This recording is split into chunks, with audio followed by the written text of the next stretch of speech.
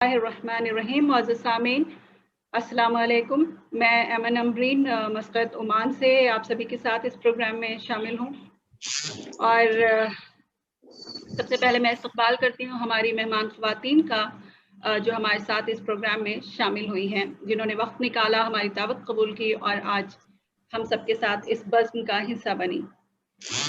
आज के इस प्रोग्राम कारवाने निस्वा में मेरा साथ दे रही हैं मेरी को होस्ट शरीक मेज़बान डॉक्टर वला जमाल अल असीली साहिबा।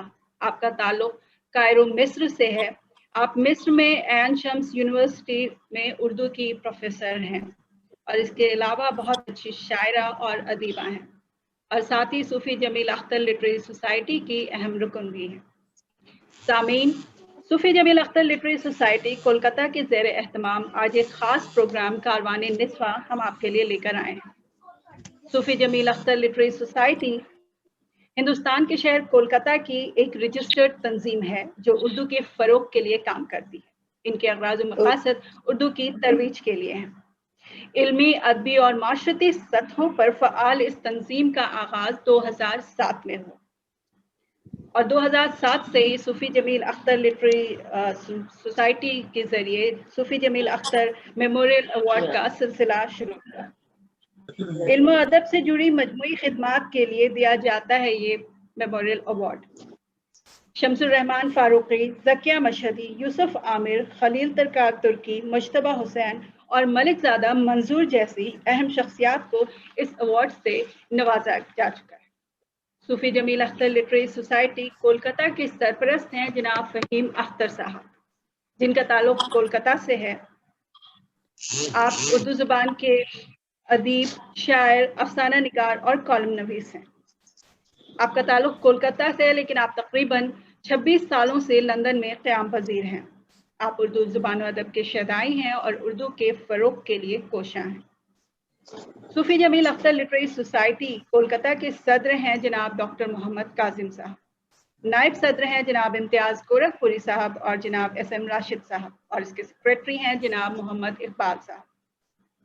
सामीन, सूफी जमील अख्तर लिटरेरी सोसाइटी ने कई सारे लाइव प्रोग्राम का इनेकाद किया और फिर कोरोना वायरस जैसी वबा के ज़ेर असर दुनिया में जब ऑनलाइन प्रोग्रामों का सिलसिला शुरू हुआ, तब भी सूफी जमील अख्तर लिटरेरी सोसाइटी ने कई ऑनलाइन इल्मी व अदबी प्रोग्राम कराकर लोगों के दिलों में एक जगह बनाई, लोगों के दिलों को जोड़ने की कोशिश की, जिनमें कौमी व बैनुल-अक़वामी मुशायरे, तारुफ़ी व तफ़हीमी नशिस्त और इसके अलावा मशहूर व मारूफ शख्सियात जैसे रज़ा अली आब्दी साहब, आरिफ नक़वी साहब, अली अहमद फ़ातमी साहब, शम्सुर रहमान फ़ारूकी साहब की अदबी व सक़ाफ़ती खिदमात के लिए ख़राज तहसीन पेश करने का सिलसिला शुरू किया, जो कि माशाअल्लाह बरक़रार है। सामीन, पहली दफ़ा सूफी जमील अख्तर लिटरेरी सोसाइटी कोलकाता के ज़ेर एहतमाम एक बिल्कुल मुनफरिद प्रोग्राम का इनेकाद किया गया और इस मुनफरिद प्रोग्राम के ज़रिए जो हमने सिलसिला शुरू किया है, इंशाअल्लाह वो बरकरार रहेगा, क्योंकि सूफी जमील अख्तर लिटरेरी सोसाइटी ये चाहती है कि ख़वातीन की नुमाइंदगी पूरी दुनिया में हो और मैं समझती हूँ कि ये मेरी खुशकिस्मती है कि मैं इस तंजीम का हिस्सा हूँ। सामीन, ये कहना दुरुस्त है कि सूफी जमील अख्तर लिटरेरी सोसाइटी की जानिब से ये प्रोग्राम ख़राज तहसीन है उन तमाम ख़वातीन के लिए जिन्होंने उर्दू ज़ुबान व अदब के फ़रोग़ और बक़ा के लिए अहम किरदार अदा किया। तारीख़ गवाह है कि ख़वातीन हमेशा मर्दों के शाना बशाना रही हैं, ख्वाह वो मुल्क की तामीर व हिफाजत का काम हो, माशरे की तरक्की की बात हो या तालीम व तरबियत की जिम्मेदारी हो। ख़वातीन हर शोबे में आगे रही हैं, हर शोबे से जुड़ी हैं और वहाँ एक ख़ास मकाम हासिल कर चुकी हैं। और आज जब हम उर्दू ज़ुबान व अदब की बात कर रहे हैं तो उन मशहूर व मारूफ शख्सियात का नाम लिए बगैर हम आगे कैसे बढ़ सकते हैं। सबसे पहले मैं नाम लेना चाहती हूँ कुर्रतुल ऐन हैदर साहिबा का, मशहूर व मारूफ मुसन्निफ़ा और सहाफ़ी। इस्मत चुग़ताई साहिबा, मशहूर अफ़साना निगार, अदीब और प्रोग्रेसिव राइटर्स मूवमेंट की रुकन। बानो कुद्सिया साहिबा, मशहूर मुसन्निफ़ा, अफ़साना निगार, जिन्होंने टीवी और स्टेज के लिए कई ड्रामे भी लिखे। परवीन शाकिर साहिबा, उर्दू ज़ुबान व अदब की मशहूर व मारूफ शायरा। کشور ناہید صاحبہ مشہور و معروف شاعرہ، اور فہمیدہ ریاض صاحبہ مشہور و معروف شاعرہ. ان خواتین اور ایسی اور اہم شخصیات نے عشق و محبت کے علاوہ حقوق نسواں اور معاشرے کی ترقی جیسے سنجیدہ موضوعات پر روشنی ڈالی اور ایک مثال قائم کی.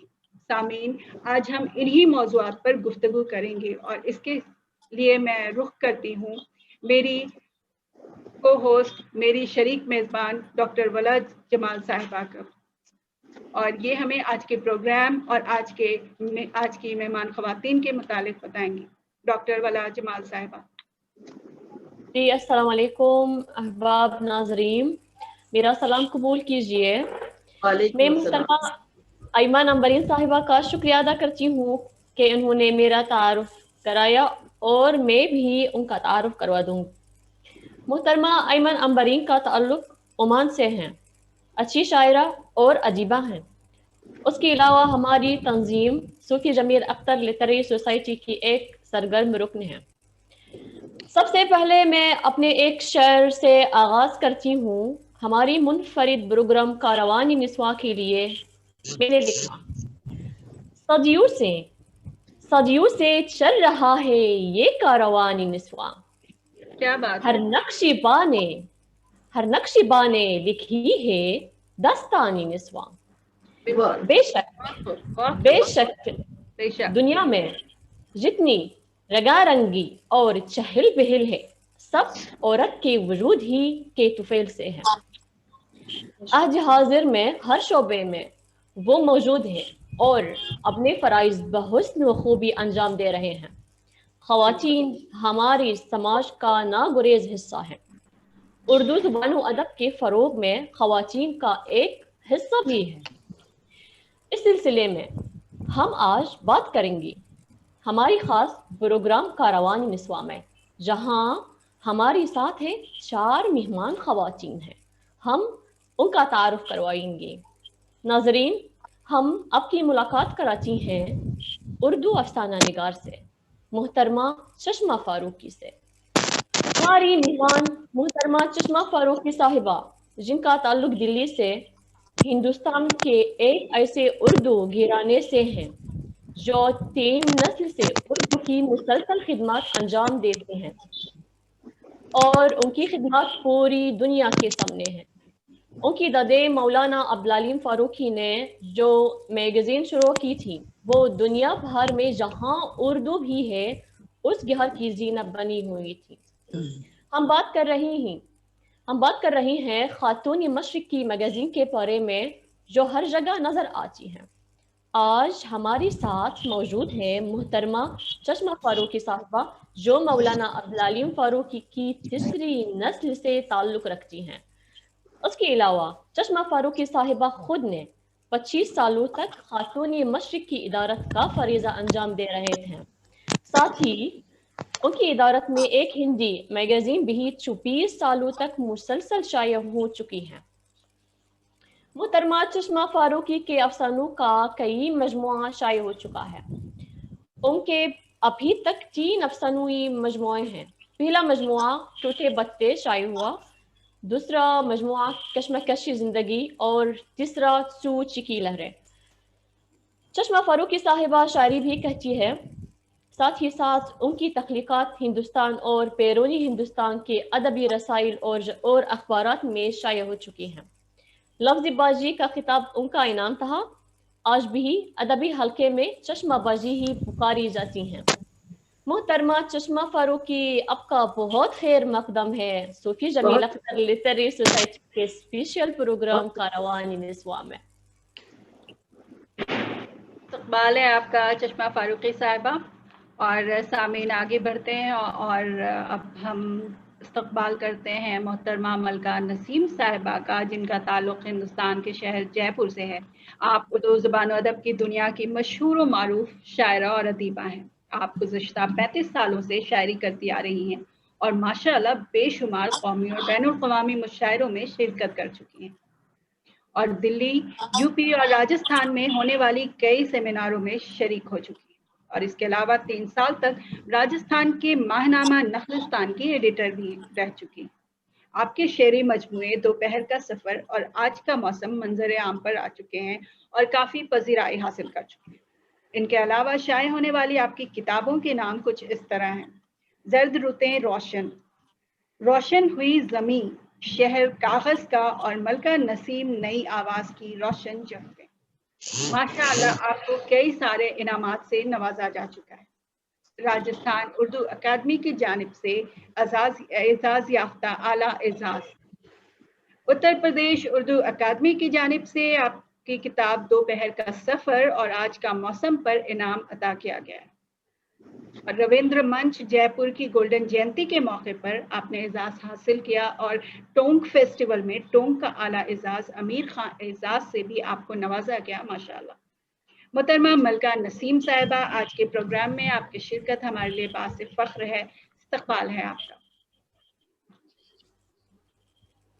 اور اب ہم رخ کرتے ہیں ایک بار پھر سے مصر کا، ولد جمال صاحب۔ اب تک اقدم ہے ملکہ نسیم صاحبہ، اور اب ہم چلتی ہیں ایک اور مہمان کا تعارف کروائیں گے۔ ہماری مہمان ایک معلمہ ہیں، مصر سے ہیں، الازہر یونیورسٹی میں شعبہ اردو میں ایک معلمہ ہیں اور تدریس کی خدمات سر انجام دے رہے ہیں۔ ہماری مہمان ڈاکٹر بدریہ محمد نے اردو زبان و ادب میں MA اور PhD کی ڈگری حاصل کی۔ MA تو ایک مقالہ بعنوان رباعیات طلوع کے چند محروم، مطالعہ اور ترجمہ، اور PhD تو ایک مقالہ بعنوان صوفی پہلو اردو غزل میں ایک تنقیدی جائزہ۔ ڈاکٹر بدریہ صاحبہ، ہماری خاص پروگرام کاروان نسواں میں آپ کا استقبال ہے۔ بہت بہت شکریہ ڈاکٹر ورقہ۔ استقبال ہے آپ کا ڈاکٹر بدریہ صاحبہ، اور اب ہم آگے بڑھتے ہیں اور رخ کرتے ہیں دلی کا۔ دلی سے ہمارے ساتھ جڑی ہیں ٹی وی کے ایک سینئر صحافی محترمہ بشریٰ خانم صاحبہ۔ آپ نے جامعہ ملیہ اسلامیہ سے تعلیم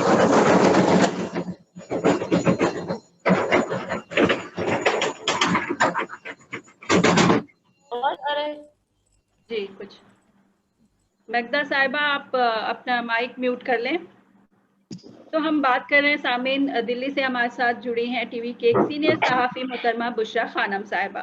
آپ نے جامعہ ملیہ اسلامیہ سے تعلیم حاصل کی اور آپ نے پچھلے 15 سالوں میں مختلف ٹیلی ویژن چینل جیسے Zee, Doordarshan, network 18، ETV، CNEB اور بگ سینرجی جیسے اعلیٰ پروڈکشن ہاؤسز میں کام کیا ہے۔ خواتین کے اختیارات، معاشرتی مسائل وغیرہ پر آپ کے بہت سارے ٹی وی پروگراموں کی تعریف کی گئی۔ آپ کا آخری موقف زی میڈیا کے ساتھ بطور سینئر اینکر، پروڈیوسر اور ہیڈ سوشل میڈیا تھا۔ زندگی لائیو جیسی مقبول ٹی وی سیریز کا بھی آپ حصہ رہی ہیں، جو لوگوں کے متاثر کن زندگی پر مبنی ہے، جو مشکلات کا سامنا کرنے میں کامیاب ہوئے ہیں۔ آپ اردو پروگراموں کا چینل زی سلام میں بھی کام کر چکی ہیں۔ آپ اردو زبان ادب سے محبت کرتی ہیں اور ہندوستان کے ممتاز اردو فیسٹیول جشن ریختہ سے بھی وابستہ ہیں اور باقاعدگی سے ان کے لیے پروگرام منعقد کراتی ہیں۔ محترمہ بشریٰ خانم صاحبہ، دل کی گہرائیوں سے آپ کا استقبال کرتے ہیں آج کے اس پروگرام کاروان نسواں میں۔ استقبال ہے بشریٰ صاحبہ، اور اپنی مہمانوں کے تعارف کرنے کے بعد اب ہم دونوں گفتگو کا آغاز کر رہی ہیں۔ ہم آگے بڑھتی ہیں، مہمانوں سے سوالات بھی کرتی ہیں۔ اپنی مہمان افسانہ نگار کے پاس ہم چلتی ہیں۔ محترمہ چشمہ فاروقی صاحبہ، آپ کا بہت شکریہ کہ آپ مصروف ہیں اور اس کی باوجود ہمیں وقت دیا۔ میں پہلا سوال یہ کہ دیتی ہوں کہ آپ ایک خاتون ہیں، امور خانہ داری نبھاتی ہیں، سالوں تک خاتون مشرق کی میگزین کی ادارت کا فریضہ سنبھالتی تھیں۔ ان مصروفیات کے باوجود آپ اپنی ادبی سرگرمیاں کیسے سنبھالتی ہیں؟ السلام علیکم۔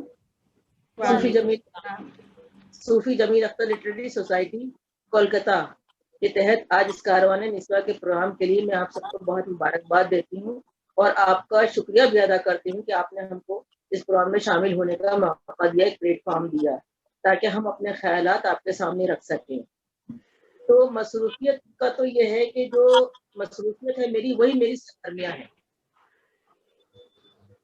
جب انسان کو کوئی شوق ہوتا ہے، اور یہ تو مجھے پھر ورثے میں ملا ہے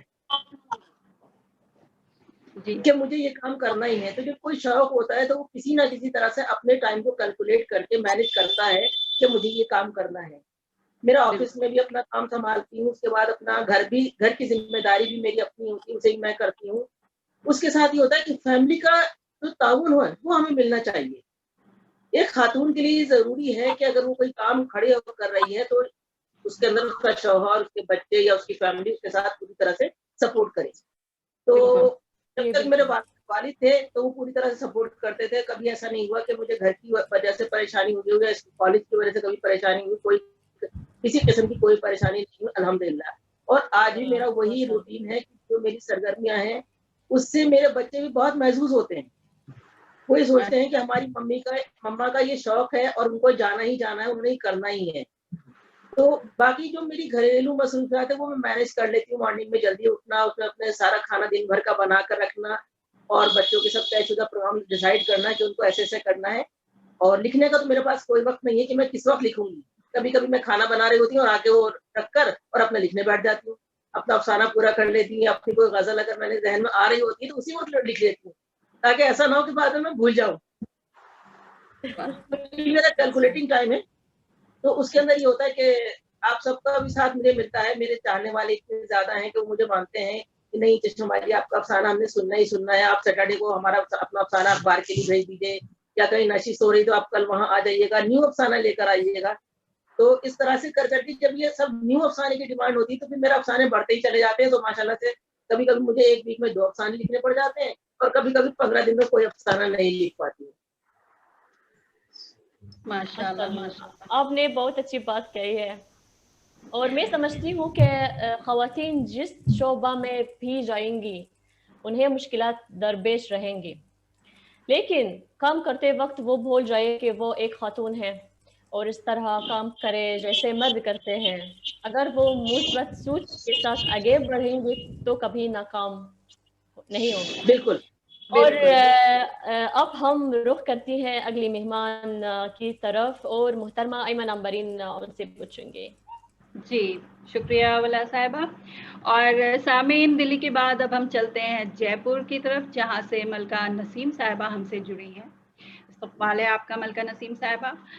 ملکہ صاحبہ، سب سے پہلے آپ ہمیں اپنی تعلیم و تربیت کے بارے میں کچھ بتائیں، اور ساتھ ہی ہمیں یہ بھی بتائیں کہ آپ کے اس ادبی سفر کا آغاز کس طرح ہوا. امبرین صاحبہ، میں اس صوفی لٹریری جو تنظیم ہے اس کا بہت بہت شکریہ ادا کرتی ہوں، جس کی وجہ سے آپ لوگوں سے ملاقات ہوئی. بہت اچھا لگا آپ لوگوں سے مل کے. دیکھیے، تعلیم کے آغاز کا جہاں تک سوال ہے تو ہمارے یہاں ہمارے جو خاندانی یہ تعلیم جو تھی ورثے میں ملی تھی ہم لوگ.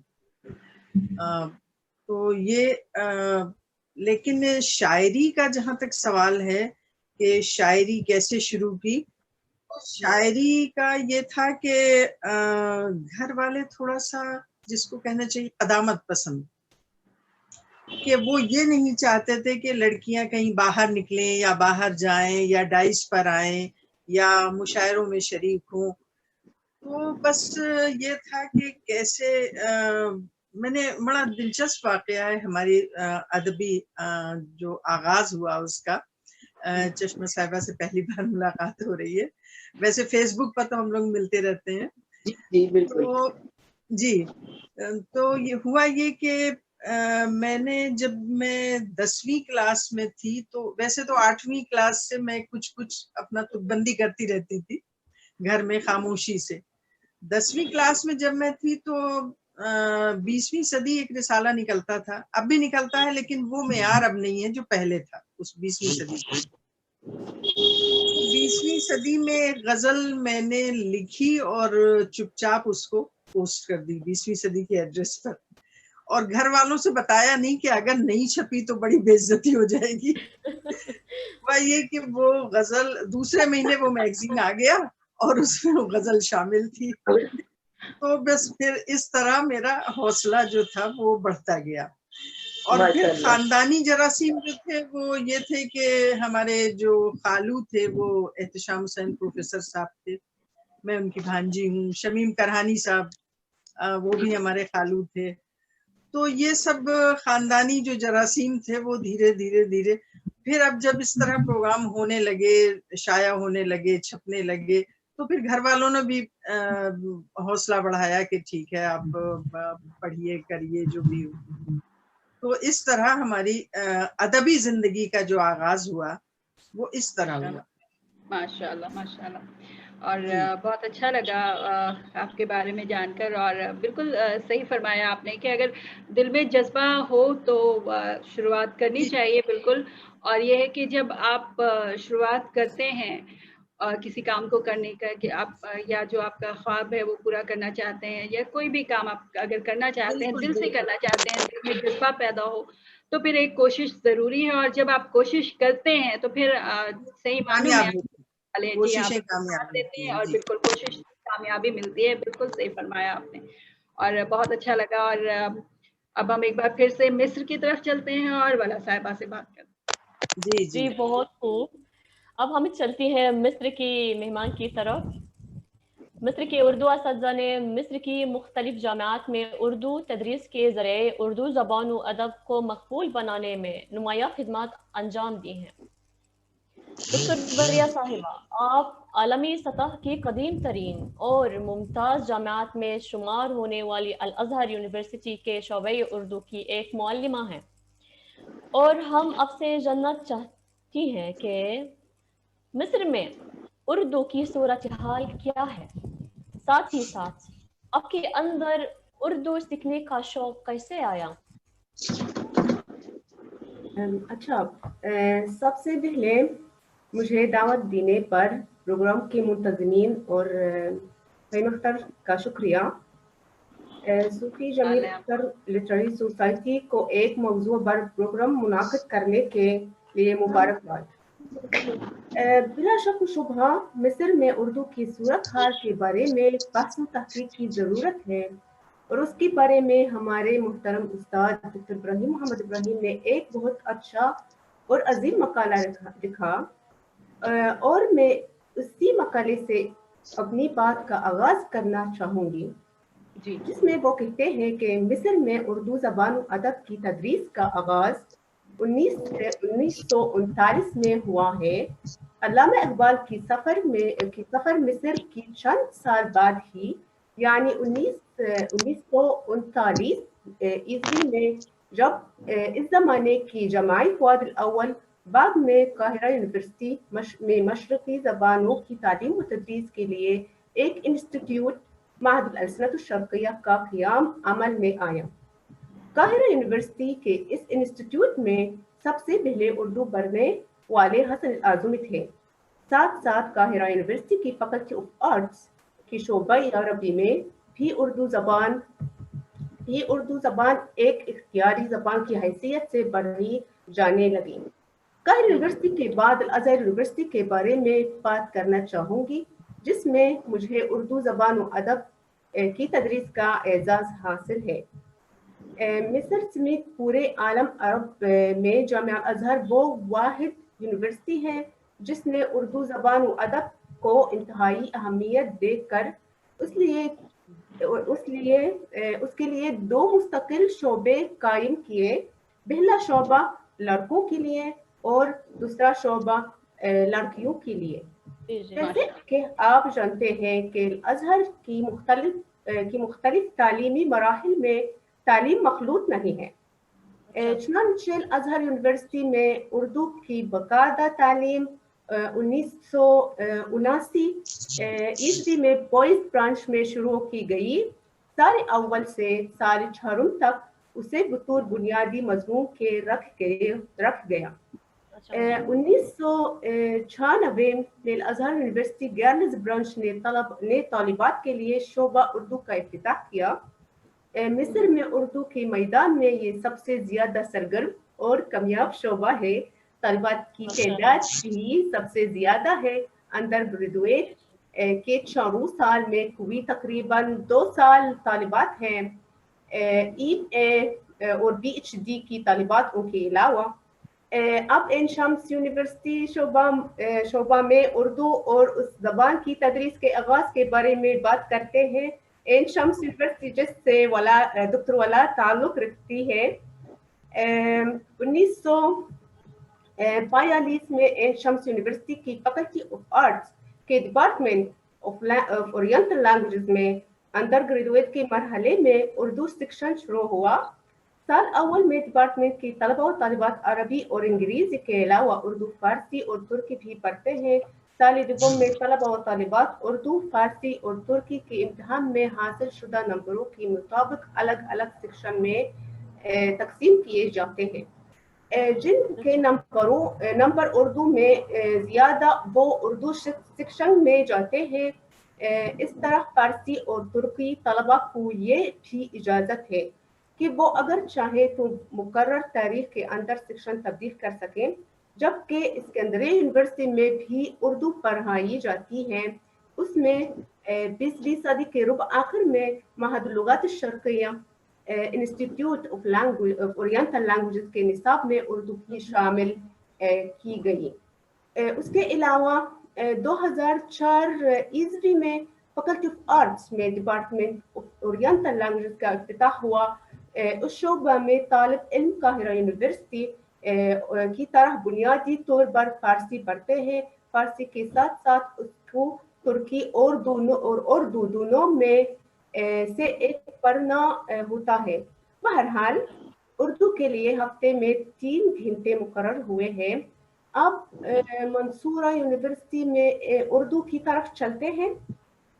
20वीं सदी ईस्वी की 90 दहाई में काहिरा यूनिवर्सिटी और सिकंदरिया यूनिवर्सिटी की तरह मंसूरा यूनिवर्सिटी ने ये फासला किया कि फैकल्टी ऑफ आर्ट्स के डिपार्टमेंट ऑफ ओरिएंटल लैंग्वेजेस के निसाब में उर्दू ज़बान को एक इख्तियारी ज़बान की हैसियत से शामिल किया जाए।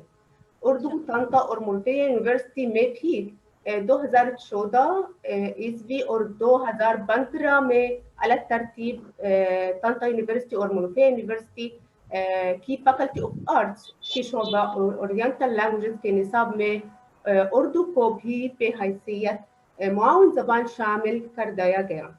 ये मिस्र में सब उर्दू के बस मंजर के बारे में एक कसर सा हवाला था। जी बहुत खूब। इसका मतलब कि मिस्र की सरजमीन उर्दू के लिए काफी ज़रखेज़ है। अभी हम जानना चाहते हैं कि आपके अंदर हिस्सा आपके सवाल से कैसे आया?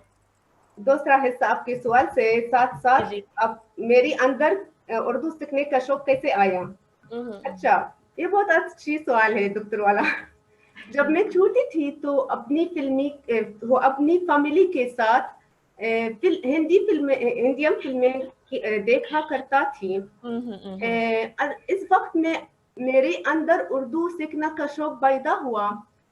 जब मैं बड़ी हुई तो मैंने फार्मेसी पढ़ना चाहा, लेकिन इस मकसद को हासिल करने में कुछ मुश्किलात पेश आई। हम सब इस तरह लिहाजा मैंने सोचा क्यों ना मैं अपनी बचपन के शौक को पूरा करूं। लिहाजा मैं उर्दू पढ़ने का फैसला किया। क्या बात है, क्या बात। जी बहुत खूब। बड़ी बात है कि मिस्र की 7 से यूनिवर्सिटियों में उर्दू की तालीम का नज़्म है और वहाँ के मकामी तलबा जोश व खरोश के साथ उर्दू बढ़ रहे हैं। ये बहुत बड़ी बात है। खुशी की बात है कि वहाँ उर्दू से वाबस्ता अफराद वहीं के हैं। ये खुशी की बात है। और उसके अलावा मिस्र में हिंदुस्तानी फिल्मों की मकबूलियत का सिलसिला बहुत कदीम है, जो इस मुल्क में उर्दू ज़बान की शोहरत और फ़रोग़ में नुमाया मकाम रखता है। बहुत शुक्रिया डॉक्टर बदरिया। और अब हम रुख करती हैं अगली मेहमान की तरफ, मोहतरमा एमन अम्बरीन पूछेंगी। शुक्रिया वला साहिबा और बहुत शुक्रिया लगा, इतनी सारी आपने बातें बताई, मालूमात हासिल हुई हमें। और मैं एक ही बात कहना चाहूँगी कि आप जैसे उर्दू से मोहब्बत करने वाले लोग जिन्होंने उर्दू सीखने के लिए इतनी मेहनत की और कोशिश की और कामयाब हुए और इस मकाम पे आप आए हैं, اور میں کہنا چاہوں گی کہ یہ ہمارے لیے واقعی بہت فخر کی بات ہے ولد جمال صاحبہ اور ڈاکٹر بدیع صاحبہ کہ کیونکہ کسی بھی جو آپ کی مادری زبان نہیں ہے آپ اسے پہلے اس زبان کو آپ سیکھتے ہیں، تعلیم حاصل کرتے ہیں اور پھر خود معلمہ اس زبان کے بنتے ہیں. یہ قابل داد قابل فخر بات ہے یہ، اور میں بہت مبارکباد پیش کرتی ہوں آپ کے اس کامیابی کے لیے آپ دونوں کو. اور سامعین اب ہم چلتے ہیں دل والوں کے شہر دلی کی طرف، جہاں سے بشریٰ خانم صاحبہ ہمارے پروگرام میں شامل ہیں. بشریٰ صاحبہ استقبال ہے آپ کا. اور شکریہ. بشریٰ صاحبہ جیسا کہ ہمیں علم ہے کہ آپ نے زی سلام میں کام کیا ہے اور اس کے علاوہ ریختہ کے ادبی پروگراموں میں شامل رہتی آئی ہیں. تو بشریٰ خانم صاحبہ ہمیں یہ بتائیں کہ صحافی ہونے کے ساتھ ساتھ آپ اردو زبان و ادب سے کیسے جڑی، اور ساتھ ہی یہ بتائیں کہ کیا ایک صحافی بھی ایک اچھا ادیب بن سکتا ہے؟ جی بشریٰ صاحبہ. سب سے پہلے تو بہت شکریہ ایمن آپ کا، اور کہ آپ نے مجھے یہ موقع دیا کہ میں ان عظیم شخصیات کے ساتھ بیٹھ سکوں، ساتھ میں یہ منچ میں ان کے ساتھ شیئر کر سکوں، اور اردو کے حوالے سے، اردو ادب کے حوالے سے میں بات کر سکوں. یہ میری خوش قسمتی ہے. اور جہاں تک بات یہ رہی کہ صحافت اور ادب، تو میں ان دونوں کو الگ الگ نہیں دیکھتی ہوں. مجھے لگتا ہے کہ پہلے میرا شوق اردو ادب کو لے کر پیدا ہوا اور پھر یہ صحافت کی طرف گیا. اور یہ ایک میں کہوں گی ایک حسین اتفاق کی طرح ہے کہ جب میں نے صحافت شروع کی تو مجھے پہلا موقع اردو کے حوالے سے ملا، اور میں نے ETV میں اس کی شروعات کی. بہت چھوٹی عمر میں صرف 11ویں کلاس میں تھی، اور 16 سال مجھے ہو گئے ہیں صحافت میں. میں نے یہ سوچا نہیں تھا کہ یہ ادب سے اور اردو زبان سے جو میری محبت ہے، عشق ہے، وہ مجھے اس طرح سے مجھے ایک پیشے کی طرف بھی لے کر جائے گی. اس کے بعد کیونکہ اگر جب ہم ہندوستان کے حوالے سے بات کرتے ہیں تو ہم یہ پاتے ہیں کہ بہت زیادہ یا بہت بڑے پیمانے پر مواقع اردو صحافت کے حوالے سے موجود نہیں ہے. یہ بہت محدود ہیں. خاص طور پر جب آپ الیکٹرانک میڈیا کی بات کرتے ہیں تو یہ بہت محدود ہو جاتے ہیں، اور چند چینل ہی ہیں جن کو آپ انگلی پر گن سکتے ہیں جو موجود ہیں. اردو مجھے لگتا ہے کہ شاید میرے خون میں بہتی ہے. میں نے اپنی ماں کے پیٹ سے سیکھی ہے. اسکول میں تو میں نہیں کہوں گی کہ اس طرح سے میں نے سیکھی ہے، لیکن امی کی سختی جو ہے مجھے نہیں پتا تھا کہ وہ اتنی خوبصورت سختی وہ میرے لیے بن جائے گی. اردو اخبار کا روز پڑھنا اور اس کا ڈکٹیشن لینا، اور روز مرہ کی زندگی میں اردو الفاظ اور ان تمام چیزوں کو شامل کرنا، وہ میرے لیے بہت مختلف قسم سے، مختلف طریقے سے میرے لیے وہ چیزیں سامنے آئی ہیں. اور مجھے لگتا ہے کہ جب ہم ہندوستان کے حوالے سے بات کرتے ہیں، خاص طور پر صحافت کے حوالے سے بات کرتے ہیں، اردو ادب کے حوالے سے ہم بات کرتے ہیں، تو تھوڑی سی نا امیدی ہوتی ہے، کیونکہ ہم یہ پاتے ہیں کہ خاص طور پر جو نوجوان چہرے ہیں وہ اس طرح سے شامل نہیں ہیں خاص طور پہ صحافت میں.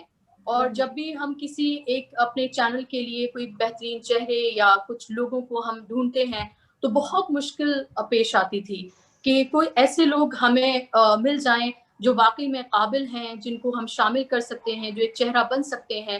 یہ بہت مشکل ہے، اور یہ ایک بہت زیادہ ایک کنفیوز اسٹیج میں ہمیں لا کر کھڑا کر دیتی ہے، کیونکہ مواقع اتنے کم ہیں. تو لوگ ہندی کی طرف زیادہ، انگریزی کی طرف زیادہ جاتے ہیں، اردو کی طرف آنا بھی چاہتے ہیں تو ان کو اس طرح سے مواقع نہیں مل پاتے ہیں. تو یہ ایک تھوڑا سا المیہ ہے اردو کی صحافت کے حوالے سے اگر ہم بات کرتے ہیں. میں یہ کہتی ہوں کہ میں نے بغاوتاً اردو صحافت کو چنا ہے.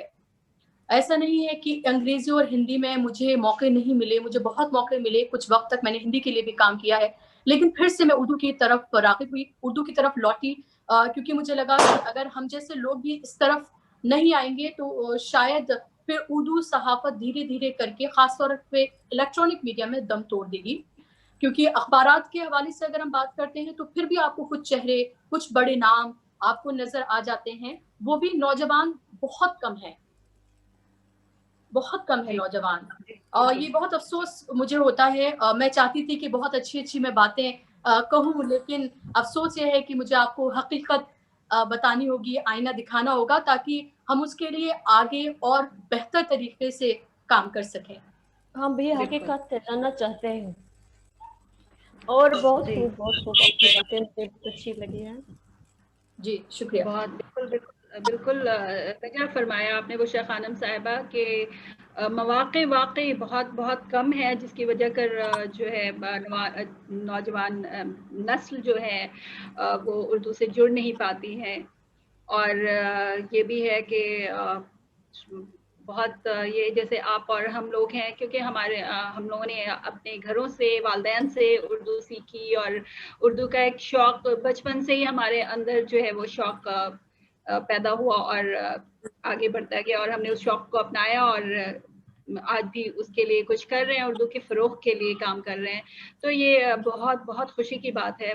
और बिल्कुल सही आपने हकीकत का आईना जो दिखाया, बिल्कुल मैं तायद करती हूँ उसकी। और मौक़े वाकई कम है और कोशिश करनी चाहिए हमें, और कोशिश हम कर भी रहे हैं उर्दू के फ़रोग़ के लिए। और दुआ है हमारी कि उर्दू बस इसी तरह उर्दू फलती फूलती रहे, आगे बढ़े। और मैं एक और बात ऐड करना चाहूँगी यहाँ पर कि जो लोग इंग्लिश को छोड़कर, मैं ये नहीं कहती इंग्लिश जो है, हम अंग्रेजी या किसी जबान से हमें किसी तरह की कोई परेशानी या किसी तरह की कोई खौफ नहीं है, बल्कि ये है कि अंग्रेजी जो है वो दरअसल ज़रूरत की ज़बान ज़्यादा है, और उर्दू जो है वो तहजीब की ज़बान है। उर्दू एक मुकम्मल तहजीब है, कोई एक ये ज़बान नहीं है।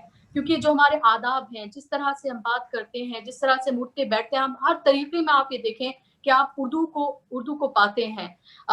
इसका अलमिया ये भी है कि आप ये देखें कि जश्न रेख्ता जैसे प्रोग्राम हैं, या और बड़े बड़े जो प्रोग्राम्स उर्दू के हवाले से हिंदुस्तान के, मैं तनाज़ुम में बात कर रही हूँ, कि जब उसके हवाले से बात करते हैं तो हम ये देखते हैं कि उर्दू को लेकर लोगों में इश्क है, उर्दू जानना चाहते हैं, समझना चाहते हैं। बड़े पैमाने पर वो लोग वहाँ पर आते हैं जिन्होंने शायद कभी उर्दू पढ़ी नहीं, या अपने घरों में देखी भी नहीं, या सुनी भी नहीं, लेकिन फिर भी उनको मोहब्बत है। लेकिन वो देवनागरी में पढ़ते हैं, वो रोमन में पढ़ते हैं, और जबानें वहां पर दम तोड़ देती हैं जब उसका लुगत उससे जो खत्म हो जाता है, क्योंकि उसको जिंदा रखना बहुत जरूरी है। आप ये देखें कि जो स्टूडेंट्स हैं, जो उर्दू पढ़ रहे हैं, जो उर्दू जान रहे हैं, अगर उनको उनका हक नहीं मिलेगा, अगर उनको उनका उस तरह से उनको कारोबार से नहीं जोड़ा जाएगा, जॉब से नहीं जोड़ा जाएगा, पेशे से नहीं जोड़ा जाएगा, तो एक वक्त के बाद ये तमाम चीजें जो है वो कम होती जाएंगी और एक वक्त पर खत्म हो जाएंगी। तो हमें ये बहुत जरूरत है कि जो एक तालिब इल्म तालीम हासिल कर रहा है इन उर्दू को लेकर, खास तौर पर जो डिग्री हासिल कर रहा है, उसको उस तरह से उसे पेशे से भी जोड़ा जाए ताकि ये जिंदा रहे, क्योंकि ये बहुत जरूरी है। और यही फर्क उर्दू और अंग्रेजी में आ जाता है। जी आपकी बातें बिल्कुल बहुत सच्ची हैं, और मुझे भी बहुत अच्छी लगी आपकी बातें। और बेशक उर्दू सहाफ़त और उर्दू अदब का रिश्ता बहुत गहरा है। हम भी जानते कि बहुत नाम है जो अखबारात उर्दू में सहाफ़ी है, ख़वातीन है की हैसियत से मशहूर है। उनमें मशहूर अफसाना निगार ज़ाहदा हिना और शायरा परवीन शाकिर भी जंग अखबार में कालम नवीस की हैसियत से मशहूर रहे हैं। तो अब मोहतरमा चश्मा फारूकी साहिबा की तरफा चलती है, और इब्तदाई दौर की ख़वातीन तहरीरों में अपना नाम जाहिर करना मुनासिब नहीं समझते थे, ये सब हम जानते हैं, और वो अपने नाम की जगह कोई फर्जी या बिनती फुलां लिखती थे। लेकिन समाजी एतबार से एक बड़ी तब्दीली है। आज की खातून अफसाना निगार ना तो खुफिया तौर पर लिख रही है, बल्कि वो फख्र ये लिखती है, और अब उनका लिखना बाइस इज्जत समझा जाता है। इसीलिए मैं मोहतरमा चश्मा फारूकी से एक सवाल पूछना चाहती हूँ ताकि हमारी मालूमात में इजाफा हो। अब के अफसानों के कई मजमूई शाये हो चुके हैं। आप किन किन मौज़ूआत पर अब अफसाना लिखना पसंद करती हैं, और किन मसाइल पर आपने ध्यान दिया आपके अफसानों में?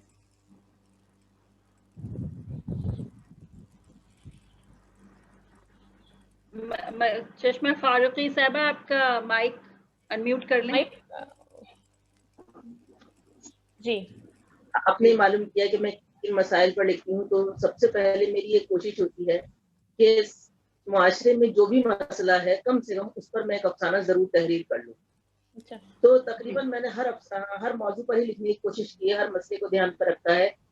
پہلی بات تو یہ خاص طور پر میں یہ سوچتی ہوں خواتین کی فلاح بہبودی کے لیے جو افسانے لکھے جائیں وہ زیادہ بہتر ہیں. اس کے لیے میں نے کوئی بھی ایسا ٹاپک چھوڑا نہیں ہے. ہو سکتا ہے کہ بہت سے ٹاپک نہ بھی لیے ہوں، لیکن کافی کوشش کی ہے میری کہ نہ لکھے جائیں. سب سے پہلے میں نے جہیز کے اوپر کئی افسانے لکھے. جہیز ہمارے سماج کی ایک ایسی بری رسم ہے کہ جو آج بھی بڑھتی ہی چلی جا رہی ہے، کم ہونے کی جگہ. اتنا پڑھنے لکھنے کے باوجود، اتنا باشعور ہونے کے باوجود بھی اب بھی کچھ جگہوں پر جہیز کا ایک قدر پریشانی والا معاملہ ہے تو اسے لوگوں کو بچ نہیں پا رہا ہے. اس کے علاوہ اگر ہم بات کریں بٹوارے کی، تو بٹوارہ زمین جائیداد کے پہ نہیں لکھا میں نے. بٹوارے میں جب والدین کا بھی بٹوارہ کرتے ہیں تو میں نے اس پر قلم چلایا. بٹوارے میں زمین جائیداد، گھر، بزنس سب کا بٹوارہ کرتے ہیں، اور والدین کی چیزیں ہو جائے زندگی میں بھی ان کے تو بھی کوئی بری بات نہیں، بعد میں ہو تو بھی کوئی بات نہیں، لیکن جب وہ والدین کا بھی بٹوارہ کر دیتے ہیں تب بڑا ناگزیر محسوس ہوتا ہے، بڑی تکلیف ہوتی ہے.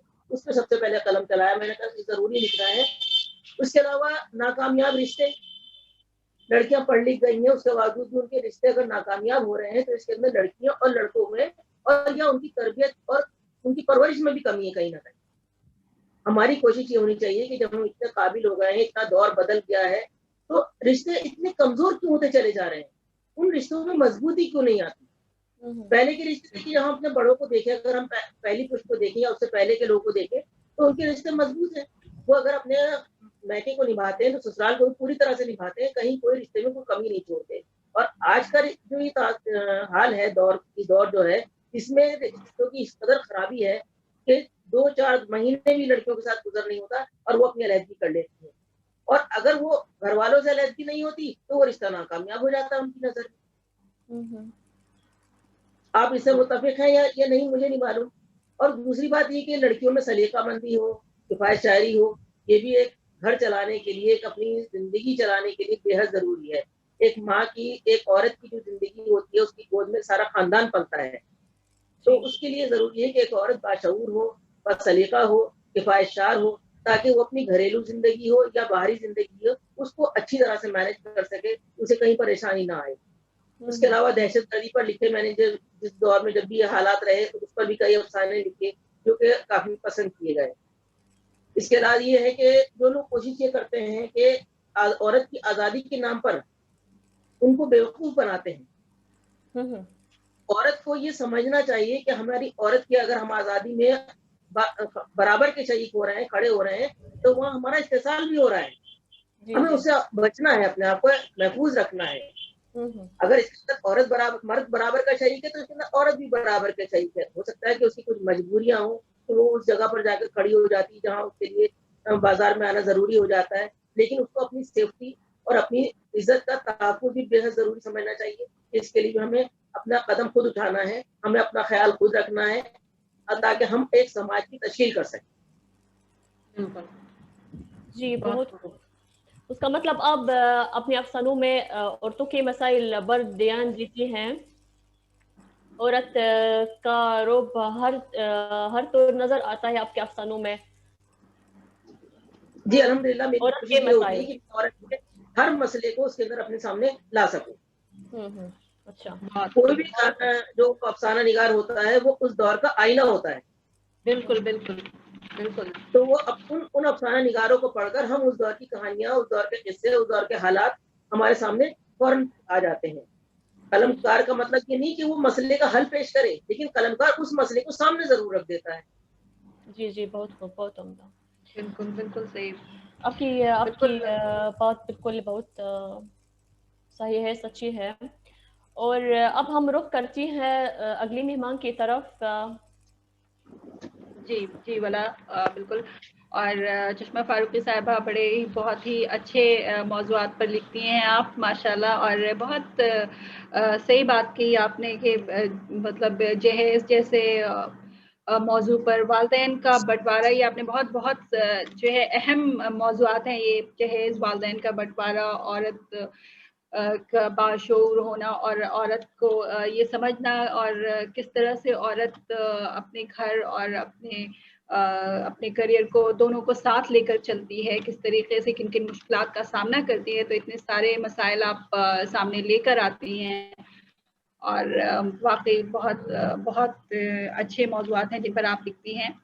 اور سامعین، ایک بار پھر سے میں آپ سبھی کا شکریہ ادا کرتی ہوں کہ آپ سبھی یہاں ہمارے ساتھ جڑے ہیں. اور ہمارے ساتھ اس وقت انصار الحق صاحب عارف سیفی دہلوی جڑے ہیں، اور محمد شکیب صاحب ہمارے ساتھ جڑے ہیں، اور میں جناب سلام حمید صاحب بنگلہ دیش سے ہمارے ساتھ جڑے ہیں. اور آپ سبھی کا، اور محمد شمس الدین صاحب بھی ہمارے ساتھ جڑے ہیں. آپ سبھی کا بہت استقبال کرتے ہیں ہم، اور جو سامعین ہمارے ساتھ فیس بک کے ذریعے ہم سے جڑے ہیں، ہمیں سن رہے ہیں، ہمیں دیکھ رہے ہیں، ان سبھی کا تہہ دل سے شکریہ ادا کرتے ہیں. اور سامعین، اب ہم آگے بڑھتے ہیں اور پھر سے رخ کرتے ہیں ہندوستان کی خوبصورت شہر جے پور کا. اور اب ہم بات کرتے ہیں ایک بار پھر ملکہ نسیم صاحبہ سے. ملکہ نسیم صاحبہ، ہماری گزارش ہے کہ آپ اپنے ادبی سفر کا کوئی یادگار دلچسپ واقعہ ہمیں بتائیں، بیان کریں، کیونکہ ہم سب کی زندگی میں ایسے واقعات آتے ہیں جو ہمیں یاد رہ جاتے ہیں. تو ہم آپ سے سننا چاہیں گے ایسا کوئی واقعہ. ملکہ صاحبہ، آپ کا مائک انمیوٹ کر لیں.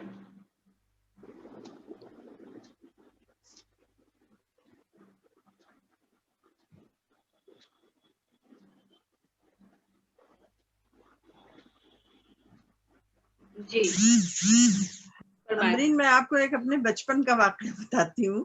جی جی بالکل.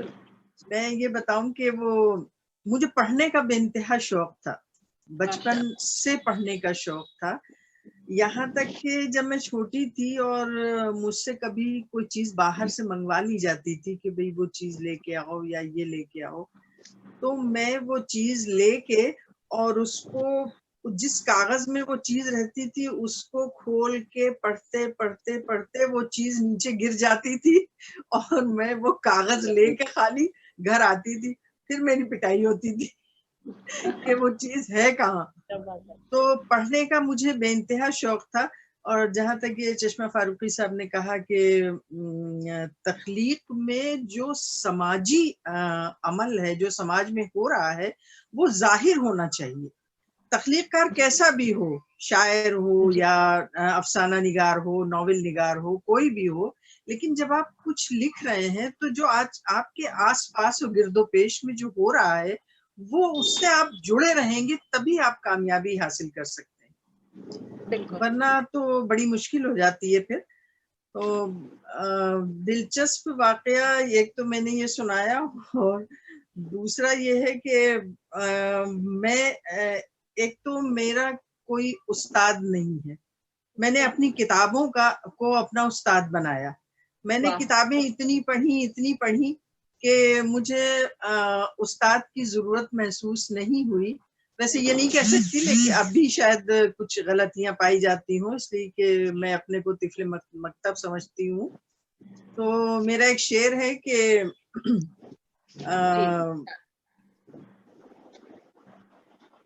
جو یاد نہیں آ رہا شعر، چلیے وہ ہو گیا. اور یہی ہے کہ میں نے ہمیشہ کتابوں سے دوستی کی، کتابیں پڑھی، اور اپنے گھر میں پرورش جو ہوئی ہماری والدہ، تو ہماری جو مدر ٹنگ تھی، جو گھریلو زبان تھی، وہ اردو تھی، جس سے اردو بہت ہی زیادہ اچھی اور سلیس، اور وہ پڑھنے سے زیادہ وہ گھر کا جو ماحول ہوتا ہے نا، اس سے وہ اردو بہت متاثر ہوتی ہے. تو اردو ہماری اسی سے متاثر ہوئی.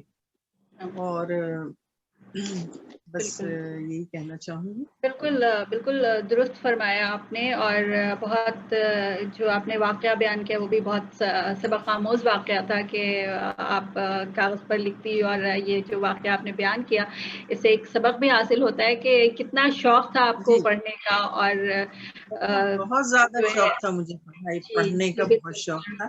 بالکل آپ نے بتایا. جی اب بھی یہ حال ہے کہ میں بغیر پڑھے رات کو سو نہیں سکتی، مجھے نیند نہیں آتی جب تک میں پڑھوں نہیں، کچھ نیند نہیں آتی.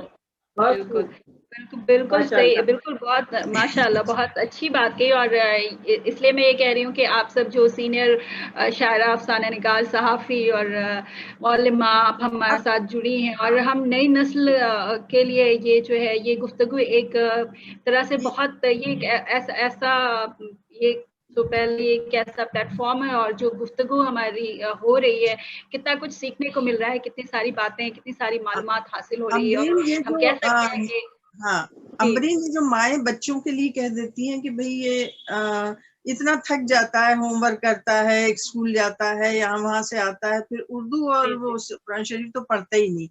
بھئی جب سارے سبجیکٹ پڑھتا ہے تو وہ کیوں نہیں پڑھتا؟ آپ اس کو پڑھا کے تو دیکھیے، آپ تھوڑا سا اپنا وقت اس پر صرف تو کیجئے، وہ ضرور پڑھے گا. لیکن آپ کے پاس خود ہی وقت نہیں ہے تو پھر تو کچھ کہنا بیکار ہے. پھر آپ اپنا بہت بہت اچھی بات کہی آپ نے، بہت اچھی بات کہی آپ نے کہ والدین کو، گھر والوں کو وقت دینا پڑے گا، بتانا ہوگا تاکہ بچے اردو سیکھ سکیں. اور جب بچے اردو سیکھیں گے تبھی آگے جا کر انہیں اردو سے محبت پیدا ہوگی، اور تبھی وہ اردو کے لیے کچھ زبان کوئی سی بھی ہو وہ ماں کے آنچل میں زندہ رہتی ہے. مغلوں نے اتنے سال حکومت کی، ہندی نہیں ختم ہوئی، ہندی زندہ رہی اور آج بھی زندہ ہے. تو اردو کیوں ختم ہوگی؟ اردو کو اپنے آنچل میں زندہ رکھیے، اس کو کوشش کریے زندہ رکھنے کی. جی جی بالکل بالکل، انشاءاللہ اردو کبھی ختم نہیں ہوگی، اور کوشش جاری ہے، کوشش کر رہے ہیں، ہم سبھی کر رہے ہیں اپنے اپنے حصے کا، بالکل کوشش کر رہے ہیں، ہم سبھی دے رہے ہیں. جی کامیاب ہوگی. جی بالکل بالکل کوشش کامیاب ہوگی انشاءاللہ. بالکل صحیح کہا. اور بلا آپ جی بہت خوب ملکہ نسیم صاحبہ، مجھے آپ کی باتیں بہت اچھی لگتی ہیں، خاص طور پر بچوں کے سلسلے میں، کیونکہ یہاں میرے بچے بھی دن بھر موبائل پر کھیلتے ہیں اور بے شک کتاب بہترین دوست ہیں. اور ایک بار پھر مصر کی طرف رخ کرتی ہیں اور ڈاکٹر بدریہ کی طرف. تمام اہل علم اس سچائی سے متفق ہے کہ اردو زبان و ادب کا فروغ اردو تعلیم کے بغیر ناممکن ہے. اردو زبان و ادب کی اشاعت اور روشن مستقبل کے لیے اردو تعلیم کو طریقہ تعلیم کے جدید اصولوں کے مطابق انجام دینا ضروری ہے. اردو کی نئی پستیوں میں مصر یہاں اردو سیکھنے والے وہ لوگ نہیں ہیں جو بر صغیر سے جا کر آباد ہوئے ہیں، بلکہ اردو سیکھنے والے وہیں کے باشندے ہیں. اس وقت مصر کی 7 یونیورسٹیوں میں اردو کے شعبے قائم ہیں، جن میں جامعۃ الازہر کو خصوصی حیثیت حاصل ہے. اور میں اپنی طرف سے محترمہ ڈاکٹر بدریہ صاحبہ سے سوال کرتی ہوں، جامعۃ الازہر میں اردو کا نصاب کیا ہے، اور اردو پڑھانے میں آپ اساتذہ کا کیا طریقہ ہے؟ اچھا ڈاکٹر اولا، ازہر یونیورسٹی اور مصر کی باقی تمام یونیورسٹیوں میں BA 4 سال کا ہوتا ہے. ازہر یونیورسٹی میں ایک خاص بات یہ بھی ہے کہ اردو زبان کے علاوہ طالب علم کو شرعی علوم اور عربی زبان و ادب پڑھایا جاتا ہے. تمام طلباء کو ہر سال قرآن پاک کے 5 سپارے حفظ کرنے ہوتے ہیں. جامعہ ازہر کی بعد جتنے جامعات نے اردو کو اپنے نصاب میں شامل کیا، سب نے الازہر یونیورسٹی کے شعبہ ہائے اردو کے نصاب کو سامنے رکھ کر کیا. یہاں ہم شعبہ اردو الازہر یونیورسٹی گیرلز برانچ کا نصاب انڈر گریجویٹ بطور مثال پیش کرتے ہیں. سال اول کا پہلا سیمسٹر قرآن کریم، اردو گرامر اور مشقیں، اردو زبان کی نشو و نما، بر عظیم باکو ہند کی مسلمان کی تاریخ، اردو ٹیکسٹ میں عرب فتوحات تک، فارسی زبان اور انگریزی زبان پر مشتمل ہے. سال اول کا دوسرا سیمسٹر قرآن کریم بھی کا عقائد و اخلاقیات، فقہ اسلامی، ادب عربی، تاریخی اردو ادب، مطالعہ اردو اور انشاء بردازی، पुलछाल और लिसानियात और उसूल तहकीक उर्दू से मुताल्लिक़ मौज़ूआत पर मुश्तमिल है। साल दोम में है का पहला सेमेस्टर कुरान करीम, पुलछाल और इंशा बर्दाजी, बर्र अज़ीम पाकू हिंद के मुसलमान, तारीख उर्दू टेक्स्ट समेत गजनवी दूर से मुगल सल्तनत तक, उसूल तहकीक उर्दू से मुताल्लिक़ मौज़ूआत की, उर्दू से अरबी और अरबी से उर्दू तर्जुमा, उर्दू असलीब और अंग्रेज़ी ज़बान पर मुश्तमिल है। साल दोम का दूसरा सेमेस्टर कुरान करीम, सीरत नबवी और खुलफा राशिदीन का दौर, अदब अरबी अब्बासी दौर में, उर्दू शायरी 18वीं सदी ईस्वी के आखिर तक, उर्दू नस्र 18वीं सदी ईस्वी तक और फारसी ज़बान व अदब पर मुश्तमिल है। साल दोम का पहला सेमेस्टर कुरान करीम, उर्दू नस्र 19वीं सदी ईस्वी में, बरसगीर बाकू हिंद की मुसलमान, तारीख उर्दू टेक्स्ट समेत पुलछाल और इंशा बर्दाजी, उसूली तहकीक उर्दू से मुताल्लिक़ मौज़ूआत पर सगीर बाकू हिंद में फारसी अदब पर मुश्तमिल है। साल दोम का दूसरा सेमेस्टर कुरान करीम, तफसीर अदब अरबी अंदलुस में, उर्दू शायर 19वीं सदी ईस्वी में, उर्दू से अरबी और अरबी से उर्दू तर्जुमा, तकाबुली मुताला, उर्दू असलीब और अंग्रेजी ज़बान पर मुश्तमिल। और आखिर में साल चारों का पहला सेमेस्टर कुरान करीम, अहादीस नबवी, जदीद और मुआसिर उर्दू नस्र का मुताला, पाकिस्तान की तारीख और मुआसिर तारीख, उर्दू टेक्स्ट समेत उसूली तहकीक उर्दू से मुताल्लिक़ मौज़ूआत, बोलचाल और इंशा बर्दाजी और फारसी ज़बान और अदब पर मुश्तमिल है। साल चारों का दूसरा सेमेस्टर कुरान करीम, जदीद अदब अरबी, जदीद और मुआसिर उर्दू शायरी का मुताला और तनकीद, उर्दू तनकीद, उर्दू से अरबी और अरबी से उर्दू तर्जुमा, उर्दू असलीब भी और अंग्रेजी ज़बान पर मुश्तमिल है। ये बहुत बड़ा निसाब है अज़हर यूनिवर्सिटी में उर्दू शोबे में। बस हम जानना चाहते हैं कि उर्दू पढ़ाने में आपका क्या तरीका है, कैसे उर्दू पढ़ाती है? ठीक है, ये बात तयशुदा है कि ज़बान सीखने के लिए 4 महारतें हासिल करना बहुत ज़रूरी है। अच्छा। यानी सुनना, बोलना, पढ़ना और लिखना। तो हम उन 4 महारतों पर जोर देते हैं और तालिब इल्मों के मेयार का ख्याल रखते हैं। साथ ही हम अहली उर्दू से भी मदद लेते हैं। हमारे शोबे में चंद सालों पहले कई अहली ज़बान असातिज़ा उर्दू पढ़ाया करते थे, लेकिन फिलहाल डॉक्टर तबस्सुम मिन्हाज ही उर्दू डिपार्टमेंट गर्ल्स ब्रांच में उर्दू की तदरीस की खदमात अंजाम दे रहे हैं। बहुत खूब, बहुत खूब।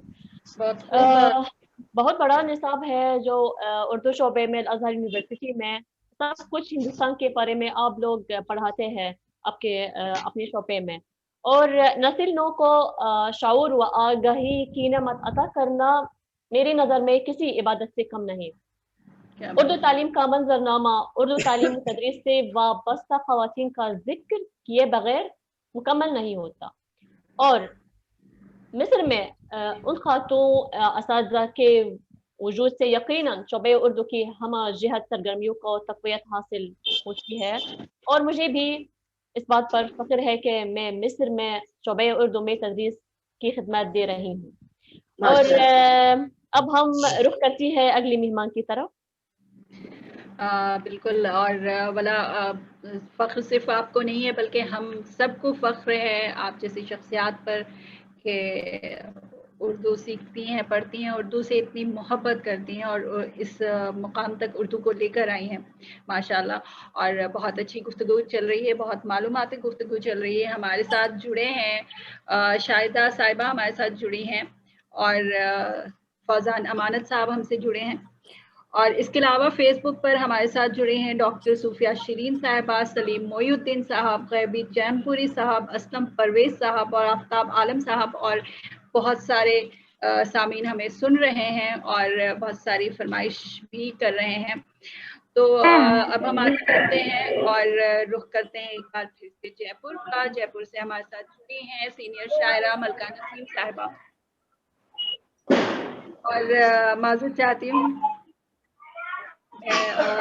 جے پور سے تھوڑا بچوں کی آواز آ رہی ہے، پلیز انمیوٹ کیجیے. فوزان امانت صاحب آپ اپنا مائک میوٹ کر لیں. فوزان صاحب مائک میوٹ کر لیں. جی جی شکریہ. سامعین پھر سے ہم دلی سے جڑتے ہیں جہاں تشریف فرما ہے بشرا خانم صاحبہ، اور بشرا خانم صاحبہ سے ہم اب بات کریں گے. اور بشرا صاحبہ، ہم آپ سے یہ معلوم کرنا چاہتے ہیں کہ اردو صحافت کی ہمارے معاشرے میں کیا صورتحال ہے؟ شکریہ ایمن.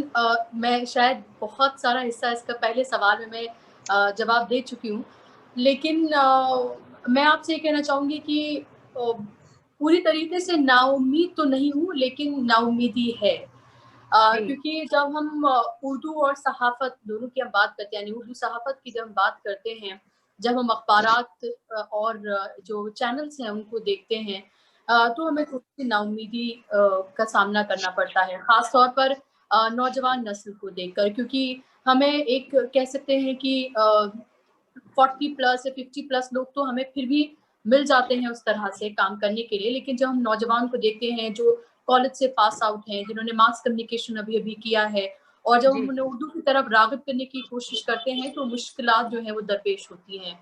اور ان کو یہ لگتا ہے کہ شاید انگریزی کا زمانہ زیادہ ہے، ہندی کا زمانہ زیادہ ہے، کیونکہ میں ہندوستان کے حوالے سے بات کر رہی ہوں. اردو کو لے کر تھوڑی سی نا امیدی ہوتی ہے، اور مجھے لگتا ہے کہ اس کو لے کر بہت کام کرنے کی ضرورت ہے. بالکل. کیونکہ ہم جب رپورٹرز کو ہائر کرتے ہیں، کیونکہ میں ایک سینئر پوزیشن پر میں کام کر چکی ہوں مختلف چینلز میں، ہندی میں بھی کام کیا ہے اور اردو میں بھی کام کیا ہے. اور جب میں نے اردو میں کام کیا اور ہندی میں کام کیا، اور جب میں نے دونوں کا تجزیہ کیا، کمپیریزن کیا، تو میں نے بہت مختلف چیزیں میں نے پائی ہیں.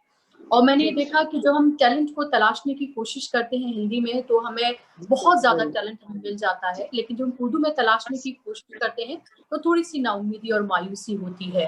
اور اسی لیے بھی ہم جیسے لوگوں کو، جو نوجوان ہیں، جیسے آپ ہیں، میں ہوں، یا اور اس طرح کے لوگ ہیں، ان کو اس میں بنے رہنا بہت ضروری ہے. میں یہ نہیں کہہ رہی کہ میں کوئی نمایاں کام کر رہی ہوں یا میں نے کوئی نمایاں کام کیا ہے کہ میں اردو صحافت میں ہوں یا اردو صحافت کا میں نے کوئی جھنڈا بلند کیا ہے، بلکہ مجھے لگتا تھا کہ جب ہندی اور اردو میں نے کام کیا، مجھے لگا کہ اردو میں میری ضرورت زیادہ ہے اور میں وہاں پر بہتر طریقے سے کام کر سکوں گی اور شاید اس کو زیادہ اچھے طریقے سے میں جسٹیفائی کر پاؤں گی. تو اسی لیے میں نے وہاں کام کیا. اور ایمن، آپ کو اور جو تمام میرے ساتھ مہمان موجود ہیں ان کو یہ جان کر حیرانی ہوگی کہ جب ہم ہندی میں بھی کام کرتے ہیں تو اردو ہمارے لیے کتنی ضروری ہو جاتی ہے. مجھے خاص طور پر کہا جاتا تھا جو میری ساتھی اینکرز ہیں ان کو ٹرین کرنے کے لیے، کیونکہ میرا تلفظ صاف تھا، کیونکہ مجھے اردو آتی تھی. جو اب آپ جب ٹی وی دیکھتے ہیں، جو اسکرین دیکھتے ہیں اور نیچے جب آپ دیکھتے ہیں کہ وہاں پر جو ٹکر چل رہا ہے اور جب آپ اس میں غلطیاں آپ دیکھتے ہوں گے کہ نقطہ نہیں لگا ہے اور صحیح سے الفاظ وہاں پر نہیں لکھے گئے ہیں، تو مجھے کہا جاتا تھا چیک کرنے کے لیے.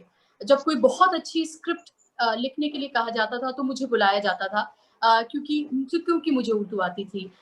جب کبھی بھی کوئی ایسی خبر ہوتی تھی جس کا تعلق کہیں نہ کہیں دوسرے ممالک سے ہے، خاص طور پر اگر ہم بات کرتے ہیں پاکستان کی، تو وہاں پر مجھے خاص طور پر بلایا جاتا تھا. تو میں آپ کو یہ ساری ایگزامپلس میں اس لیے دے رہی ہوں، خاص طور پر ان لوگوں کے لیے جو شاید مجھے سن رہے ہیں، کہ آپ یہ کبھی نہ سمجھیں کہ اردو کا دائرہ محدود ہے. اگر آپ ہندی میں بھی کام کر رہے ہیں تو بھی اردو آپ کو کس طرح سے نمایاں الگ بنا سکتی ہے، اس کو آپ دیکھیے. آپ کو کس طرح سے اس بھیڑ سے الگ کھڑا کر سکتی ہے، وہ دیکھنے کی ضرورت ہے. تو آپ زبان کا استعمال کس طرح سے مختلف طریقے سے آپ کر سکتے ہیں اور اس کو کس طرح سے اپنی یو ایس پی بنا سکتے ہیں، وہ بہت اہم ہو جاتا ہے. میں ادب اور صحافت دونوں سے جڑی ہوئی ہوں. اردو کے الگ الگ قسم کے الگ الگ پلیٹ فارمز پہ میں پروگرام کرتی ہوں، خاص اور صحافت میں بھی میں جڑی ہوئی ہوں. تو مجھے لگتا ہے کہ یہ جو ایک خوبصورت سا کمبینیشن ہے، یہ بہت اچھا ہے. اور مجھے لگتا ہے کہ اس میں اور زیادہ لوگوں کو ساتھ جڑنے کی ضرورت ہے، خاص طور پر صحافت میں. क्योंकि कभी कभी ऐसा लगता है कि ऐसा तो नहीं कि मौके जो है वो बहुत महदूद हो रहे हैं और कहीं दूसरी चीज़ों को देखने की ज़रूरत तो नहीं है, दूसरी तरफ जाने की ज़रूरत तो नहीं है, दूसरी तरफ राग़िब होने की ज़रूरत तो नहीं है।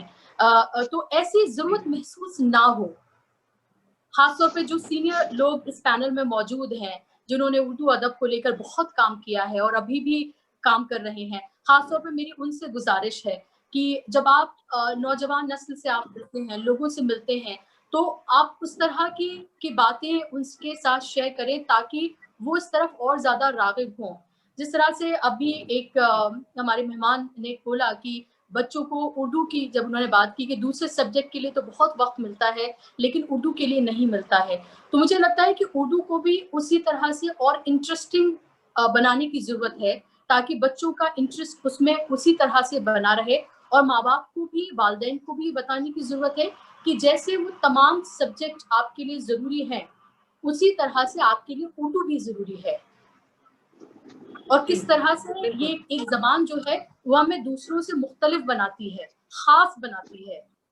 Thank you Bushra. तो ये कहना जी, ये कहना बहुत बहुत ज़रूरी है क्योंकि देखिए स्कूल में मैंने भी बहुत ज़्यादा स्कूल में नहीं पढ़ी, मेरी वालिदा ने मुझे उर्दू पढ़ाई। मैं अपनी बेटी है मेरी 8 साल की, मैं उसको घर में पढ़ाती हूँ और जहाँ भी उसका नुक्ता गलत होता है मैं उसे फ़ौरन वहीं के वहीं उसको सही कर देती हूँ और कोशिश ये रहती है कि उसका शीन काफ बिल्कुल आप जैसे आप अगर उर्दू बोलते हैं, उर्दू की आपने खिदमत की है, तभी हम जैसे लोग जो हैं, हम जैसे स्टूडेंट्स जो हैं वो आज यहाँ पर मौजूद हैं और हमारी कोशिश ये रहनी चाहिए, ऐमन, मेरी और तमाम जो यहाँ पर पैनल पे नौजवान मौजूद हैं, कि हम भी कुछ ऐसा नुमाया करें, कुछ बेहतर करें, कुछ इस तरह के प्लेटफॉर्म्स हम क्रिएट करें ताकि जो हमारे आगे आने वाली जनरेशन है वो भी हमारा नाम इस तरह से ले सके और कहे कि हमने उर्दू की खिदमत की, ये कुछ ऐसा बनाया, तैयार किया जो ताकि आने वाली जनरेशन उससे इस्तिफादा हासिल कर सके। बहुत बिल्कुल बिल्कुल बिल्कुल बजा फरमाया आपने बुशरा साहिबा, और बहुत अच्छी बात कही कि उर्दू के लिए काम कर रहे हैं और उर्दू के फ़रोग़ के लिए, उर्दू की बका के लिए अभी बहुत सारे काम हमें करने हैं। बिल्कुल सही कहा आपने। और बुशरा साहिबा आपने बहुत उम्दा जवाब दिया और उर्दू से आपकी मोहब्बत को सलाम। अफसाने का जिक्र करें तो ख़वातीन अफसाना निगारों की एक तवील फहरिस्त हमारे सामने आए। मोहतरमा चश्मा फारूकी से एक और सवाल पूछना चाहती हूँ और ये सवाल मेरी नज़र में अहम सवाल है। मोहतरमा चश्मा फारूकी जी, अब हमारे साथ है। वेलकम। आज के मौजूदा दौर में उर्दू अदब में अफसाना निगार ख़वातीन के अफसानों की क्या अहमियत है? मौजूदा दौर में अफसाना निगार ख़वातीन, अफसाना निगार ख़वातीन के अफसानों की क्या अहमियत है आपकी नज़र में, आपकी राय में? जी, अफसाना निगार ख़वातीन की बहुत सख्त ज़रूरत है और उनकी खास अहमियत भी है। एक अफसाना निगार ख़वातीन एक घर से चलती है जिसके यहाँ पूरा एक खानदान होता है। जब वो घर से कदम निकालती है तो उसके सामने सबसे पहला मसला ये होता है कि वो अपने घर से बाहर जा रही है, तो सेफ्टी सबसे पहले उसको अपनी देखनी है। तो हर चीज पर हम कलम उठाना शुरू करेंगे तो हमारे पास 10-15 अफसाने हो जाएंगे। ख़वातीन के जब अफसाने नए बच्चे पढ़ते हैं, लड़कियां पढ़ती हैं, या हमसे बड़ों के जो अफसाने हमने सुने, हम उनको अपनी नजर में रख के भी काम कर सकते हैं, अपनी सेफ्टी कर सकते हैं, अपनी हिफाजत कर सकते हैं और अपने आप को उनके नक्शे कदम पर चलाकर कामयाबी भी पा सकते हैं। ऐसा नहीं कि हम छोटे बड़े अफसाने निगार सभी लिख रहे हैं, हर अफसाने निगार की कोशिश होती है कि वो अच्छे से अच्छा लिख सके और वो इस कोशिश में कामयाब भी हो जाते हैं। जो शोहरत याफ्ता अफसाने निगार हैं उनकी बात अगर हम ना भी करें तो जो मीडियम उसके लेवल पर आते हैं, जब हम उनके अफसानों को पढ़ते हैं तो वो इतनी अच्छी बात उसके अंदर लिखी होते हैं उन अफसानों में, उनकी बातचीत में, कि हमें ये सोचने में मजबूर हो जाना पड़ता है कि ये नौजवान बच्ची जो 22 साल की है, 25 साल की, क्या वो ऐसा अफसाना लिख सकती है? तब उस पर कुछ सवाल ये भी उठा देते हैं कि इसका उसका लिखा है ही नहीं। ये आमतौर पर आज का चलन हो गया है। अच्छा। लेकिन इस वक्त का जो दौर का बच्चा है 20-22 साल का, वो जितना होशियार है और जितना वो एडवांस है, اتنا وہ سوچ سکتا ہے، شاید جو اس کے اوپر کی جنریشن ہے وہ اتنا نہیں سوچ پاتی ہے. تو ہمیں کسی بھی افسانہ نگار کی اہمیت سے بالکل انکار نہیں کرنا چاہیے، اس کی ہر بات کو بہت سیریسلی اور سمجھ کر لینا چاہیے کہ وہ اس معاملے میں کہیں بھی کوئی کمزوری نہیں اٹھا سکتی ہے، اور اس کی لیول کو دیکھتے ہوئے وہ کوئی آپ کے سامنے مسئلہ پیش کر دیا افسانہ نگار نے کہ یہ سماج میں معاشرے میں یہ پریشانیاں ہیں، لیکن اس کا مطلب یہ نہیں کہ وہ اس کا آپ کو نصیحت بھی کرے گا. اگر وہ نصیحت کرنے لگے گا تو اس افسانے کی جو خوبصورتی ہوگی ختم ہو جائے گی، اور آپ اس کو اس کے افسانے میں وہ مزیداری نہیں رہے گی تو آپ کو پڑھیں گے نہیں اور نہ ہی سنیں گے. تو وہ تو ایک اپنا ایک مدعا پیش کر دیتا ہے کہ آپ اس طرح سے اس افسانے میں یہ مسئلہ ہے جو میں نے آپ کے سامنے پیش کیا. اب یہ سماج جو پڑھ رہا ہے اس نے اس کو پڑھنے کے بعد یا سننے کے بعد کیا قدم اٹھایا، یہ اس کے اوپر ڈیپینڈ کرتا ہے، سماج کے اوپر. اور ہر پریشانی جو ہے اگر دیکھا جائے 80% عورت سے جڑی ہوئی ہوتی ہے. اگر ہم ایسا بھی نہ مانیں تو اس کا تعلق تو عورت سے ضرور ہے کہیں نہ کہیں. ایک مرد بھی اگر جڑا ہوا ہے تو ماں سے جڑا ہے، بہن سے جڑا ہے، بیوی سے جڑا ہوا ہے. اگر وہ بھی کوئی مسئلہ پیش کرتا ہے، ہوتا ہے اس کے سامنے بھی، تو وہ بھی اسی عورت کی تو وجہ سے ہے وہ مسئلہ بھی. تو ان مسائل پر جب ہم قدم اٹھاتے ہیں تو ہمیں ہر طرح سے کسی بھی افسانہ نگار کو یہ کوشش کرنی چاہیے کہ ہم کوئی بھی ادبی ہو، سماجی ہو، مذہبی ہے، جو بھی بات سامنے رکھیں وہ اس طرح کی ہو کہ ہم ایک نئے سماج کی تشکیل کر سکیں، اور جو سماج میں خرابیاں ہیں، کمیاں ہیں، ان کو ہم دور کر سکیں. بہت اور میں سمجھتی ہوں ابھی کہ بیعتباری مقدار اور بیعتباری معیار دونوں ہی سطح پر خواتین افسانہ نگاروں کی خدمات قابل قدر اور قابل تحسین ہیں. اور اب ہم رخ کرتی ہیں اگلی مہمان کی طرف. محترمہ ایمن امبرین. اور شکریہ والا صاحبہ. سامعین میں بتا دوں کہ ہمارے ساتھ جڑے ہیں صوفی جمیل اختر لٹریری سوسائٹی کے صدر جناب ڈاکٹر محمد کاظم صاحب. استقبال ہے آپ کا کاظم صاحب. اور بلا کسی تاخیر کے ہم آگے بڑھتے ہیں، جے پور کا رخ کرتے ہیں جہاں ہمارے ساتھ ہماری مہمان ملکہ نسیم صاحبہ ہیں. اور سامعین ہم ادبی محفل میں شامل ہیں اور ایک عمدہ شاعرہ سے گفتگو کر رہے ہیں، تو یہ کیسے ممکن ہے کہ ہم ان کے کلام سے محروم رہ جائیں. تو ملکہ نسیم صاحبہ میری گزارش ہے آپ سے کہ اپنا کوئی خوبصورت سا کلام ہمیں سنائیں. جی ارشاد، ہم منتظر ہیں. بالکل بالکل. میں پہلے دو چھوٹی چھوٹی نظمیں بالکل، اس کے بعد ایک غزل پیش کروں گی. جی پیش کریں. جی ہاں، عرض کیا ہے کہ مجھے سارے اجالے سکھ نظر آتے ہیں غیروں کے. مجھے سارے اجالے سکھ نظر آتے ہیں غیروں کے، اندھیروں سے ہے میری کس قدر گہری شناسائی. اندھیروں سے ہے کس قدر گہری شناسائی. میں اپنے آنسوؤں کو سینت کر رکھتی ہوں آنکھوں میں. میں اپنے آنسوؤں کو سینت کر رکھتی ہوں آنکھوں میں. نہ جانے کب کسی بھی موڑ پر کس کے مجھے زخموں کو دھونا ہو. جانے کب کسی بھی موڑ پر کس کے مجھے زخموں کو دھونا ہو. اور چونکہ یہ خواتین کا پروگرام ہے اس لیے ایک چشمہ صاحبہ ایک چھوٹی سی نظم کے اس کا عنوان ہے شہر شبرنگ. شہر شبرنگ. عرض کیا کہ شہر شبرنگ کی دہلیز پہ جلنا ہے مجھے. شہر شبرنگ کی دہلیز پہ جلنا ہے مجھے. جسم و جاں میرے شکستہ ہی سہی اوڑھ کر جسم و جاں میرے شکستہ ہی سہی اوڑھ کر نکلوں گی جس وقت میں اوڑھ کر نکلوں گی جس روز میں لفظوں کی ردا. اوڑھ کر نکلوں گی جس روز میں لفظوں کی ردا. سارے قرطاس و قلم دیں گے سلامی مجھ کو.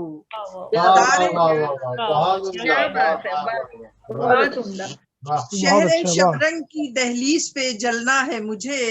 جسم و جاں میرے شکستہ ہی سہی اوڑھ کر نکلوں گی جس روز میں لفظوں کی ردا. سارے قرطاس و قلم دیں گے سلامی مجھ کو. رمز تخلیق سے آگاہ کیا ہے جو مجھے. کیا بات ہے. رمز تخلیق سے آگاہ کیا ہے جو مجھے. بارش سنگ میں چلنے کا ہنر بھی دے دے. بہت اچھا، بہت خوب، بہت خوب. کیا ہے جو مجھے بارش سنگ میں چلنے کا ہنر بھی دے دے.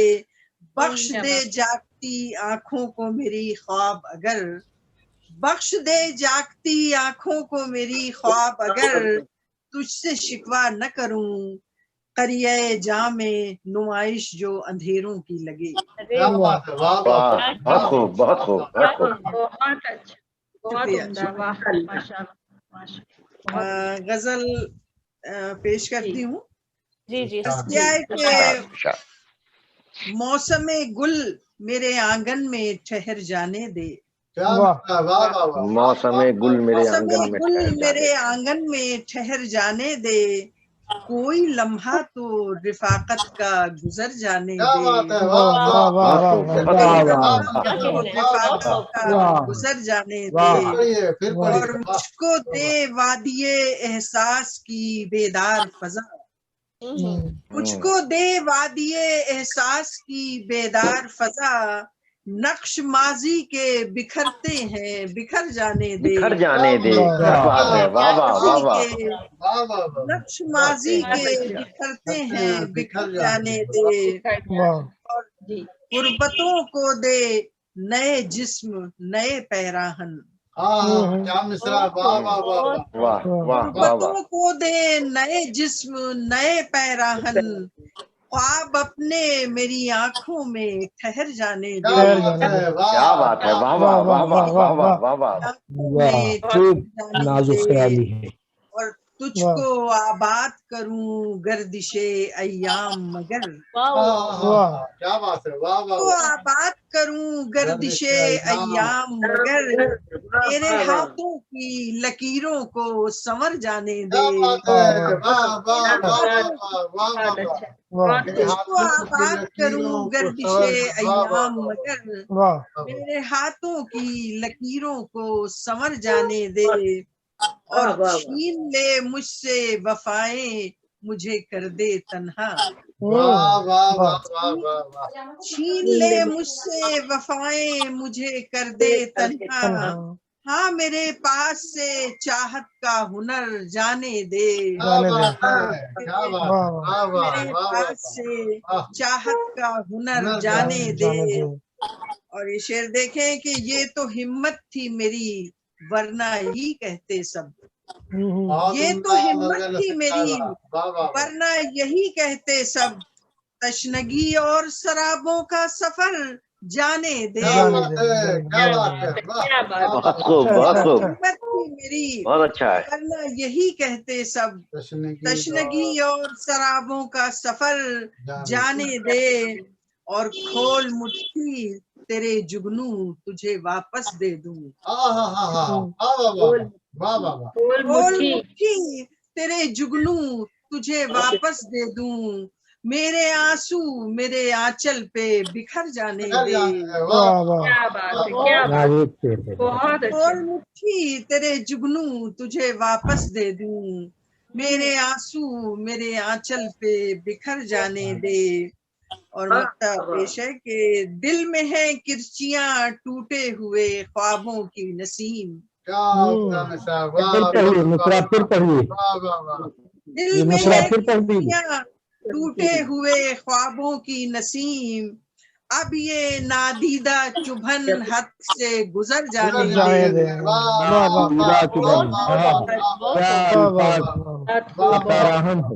یہ نادیدہ چبھن حد سے گزر جانے دے. بہت کیا انداز ہے، کیا ادا ہے، ماشاءاللہ. بہت شکریہ. اور بہت عمدہ کلام سے نوازا آپ نے، رونق بخشی اس بزم میں. بہت اچھی گفتگو چل رہی ہے، بہت دلچسپ اور معلوماتی گفتگو چل رہی ہے. بہت اچھا لگ رہا ہے. اور ایک بار پھر سے آپ سبھی کا شکریہ ادا کرنا چاہتی ہوں. اور والا جمال صاحبہ کا رخ کرتی ہوں اور گفتگو کو آگے بڑھاتے ہیں.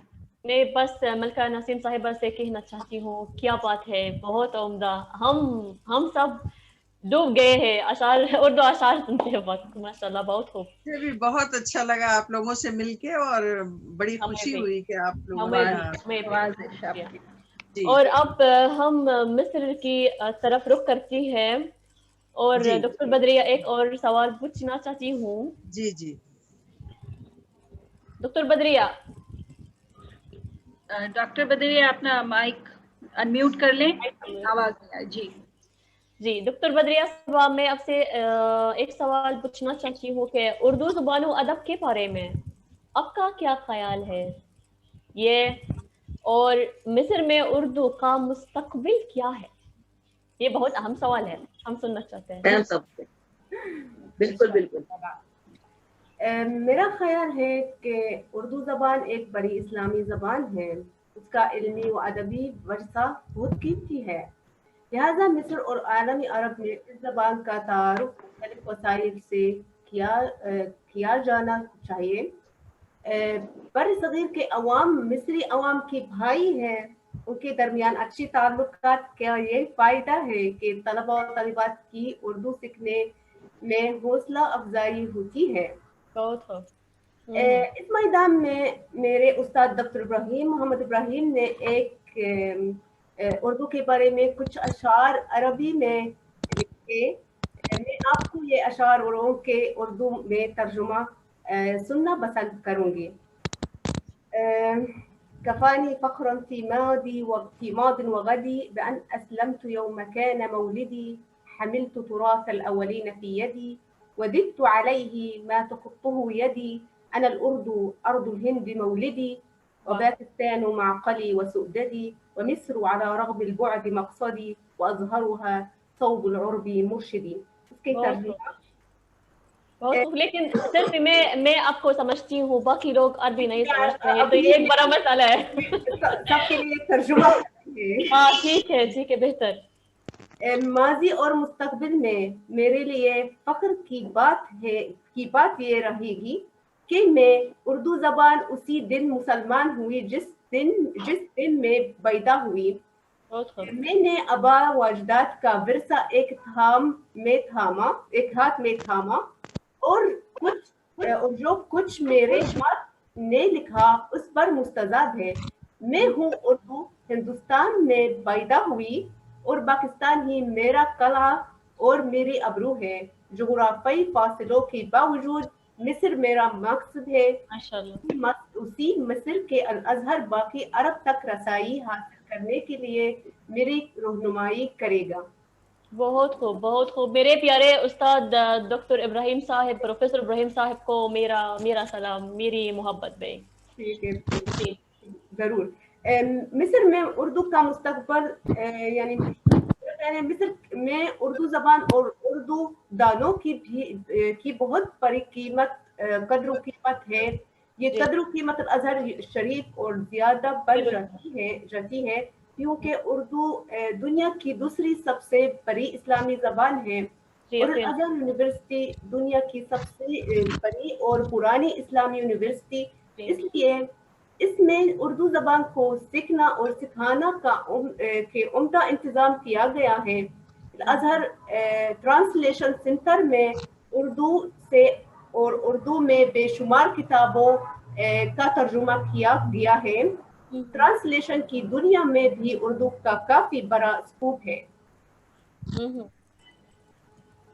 بہت اچھا, بہت خوب. ڈاکٹر بدریہ صاحبہ, اور مصر میں اردو زبان و ادب کی مقبولیت روز افزوں ہے, ہم سب جانتے ہیں, اور وہاں کی عوام اس زبان کو سیکھنے اور ادب سے واقفیت حاصل کرنے میں خاص دلچسپی لیتی ہے, اور ہماری دعا ہے کہ اردو کا مستقبل ہمیشہ روشن رہے. اور اب ایک اور مہمان کی طرف ہم چلتی ہیں. بالکل دعا ہے ہم سبھی کی کہ اردو کا مستقبل نہ صرف مصر میں بلکہ پوری دنیا میں اردو کا مستقبل روشن ہو. اور پھر ہندوستان کی شہر دلی کا رخ کرتے ہیں اور بشرا خانم صاحبہ سے بات کرتے ہیں. بشرا خانم صاحبہ, آپ سے میرا یہ سوال ہے ایک کہ کیا خواتین صحافیوں نے اردو کے فروغ میں کیا خواتین صحافیوں نے اردو کے فروغ میں مثبت کردار ادا کیا ہے؟ میں شاید کہوں گی ہاں, کیونکہ صحافت میں جتنے بھی موقع ان کو ملے انہوں نے اپنے آپ کو ہر مرحلے پہ ہر محاذ پہ اپنے آپ کو پروو کیا ہے. یہ بہرحال یہ الگ بات ہے کہ جب ہم ہندوستان میں اردو صحافت کے حوالے سے جب بات کرتے ہیں تو آپ صرف انگلیوں پہ ہی گن کے چند نام آپ کہہ سکتے ہیں کہ انہوں نے اس پر کچھ نمایاں کام کیا ہے. کیونکہ میں بار بار ایک ہی لفظ جو ہے وہ بول رہی ہوں کہ مواقع کیونکہ بہت محدود ہیں، اسی لیے ہمارے پاس جو نام ہیں وہ بھی بہت کم ہی ہیں. اور نہ صرف میں یہ کہوں گی کہ اردو صحافت میں، بلکہ آپ یہ دیکھیں کہ جو بھی کام جس بھی پیشے میں ہم یہ دیکھتے ہیں کہ خواتین کو موقع دیا جاتا ہے، وہ اپنے آپ کو ہر حال میں جو ہے ہر طریقے سے چیلنج کو ایکسیپٹ کر کے ایک اپنا نام وہاں پر بناتی ہیں. اور اگر میں کمپیریزن اگر میں کروں مرد حضرات اور خواتین حضرات کے بیچ میں، تو میں یہ پاتی ہوں کہ خواتین کے لیے بہت زیادہ چیلنجز جو ہیں وہ درپیش ہیں. انہیں بہت ساری چیزوں کا سامنا کرنا پڑتا ہے، بہت سارے سوالات ہیں جن کے نہ چاہتے ہوئے بھی ان کو جواب دینے پڑتے ہیں. خاص طور پر اگر آپ شادی شدہ ہیں، آپ کے اگر بچے ہیں، تو اور جب آپ اس طرح کے چیلنجنگ فیلڈ میں ہوتے ہیں صحافت جیسے، جہاں پر یہ ایک 24 گھنٹے کی ڈیوٹی ہے، اس میں کوئی گھنٹے باؤنڈ نہیں ہوتے کہ آپ کو 8 گھنٹے کی 9 گھنٹے کی شفٹ کرنی ہے یا صرف اتنے ہی وقت کے لیے آپ کو رہنا ہے، بلکہ ایک طرح کی 24 گھنٹے کی ڈیوٹی ہوتی ہے. کبھی بھی آپ کو بلایا جا سکتا ہے، کبھی بھی آپ کو کسی بھی اسائنمنٹ پہ بھیجا جا سکتا ہے، آپ کو 24/7 آپ کو موجود رہنا ہوتا ہے. تو ایسے میں اپنے آپ کو پروف کرنا اور یہ دکھانا کہ آپ ہر طرح سے ہر مرحلے پہ کس طرح سے اپنے آپ کو پروف کر سکتی ہیں اور اپنا 100% آپ دے رہی ہیں، یہ ایک بہت بڑا چیلنج جو ہے وہ سامنے آتا ہے. اور مجھے لگتا ہے کہ خاص طور پر اردو زبان کو لے کر صحافت میں جتنی بھی خواتین نے کام کیا ہے وہ بہت نمایاں ہے. اور صحافت اور ادب جو ہے وہ ہندوستان میں ساتھ ساتھ چلتا ہے. جتنی بھی خواتین صحافی جو صحافت سے جڑی ہوئی ہیں وہ اس کے ساتھ ساتھ ادب سے بھی جڑی ہوئی ہیں.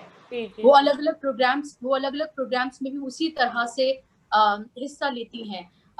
بہت اس طرح کے نام تو نہیں ہے ایمن میرے پاس جو میں آپ کو بالکل اس طرح سے بتا سکوں، اور جب آپ سرچ کرتے ہیں کہ کون سے وہ چند نام آپ کے سامنے آئے تو بہت کم نام سامنے آتے ہیں.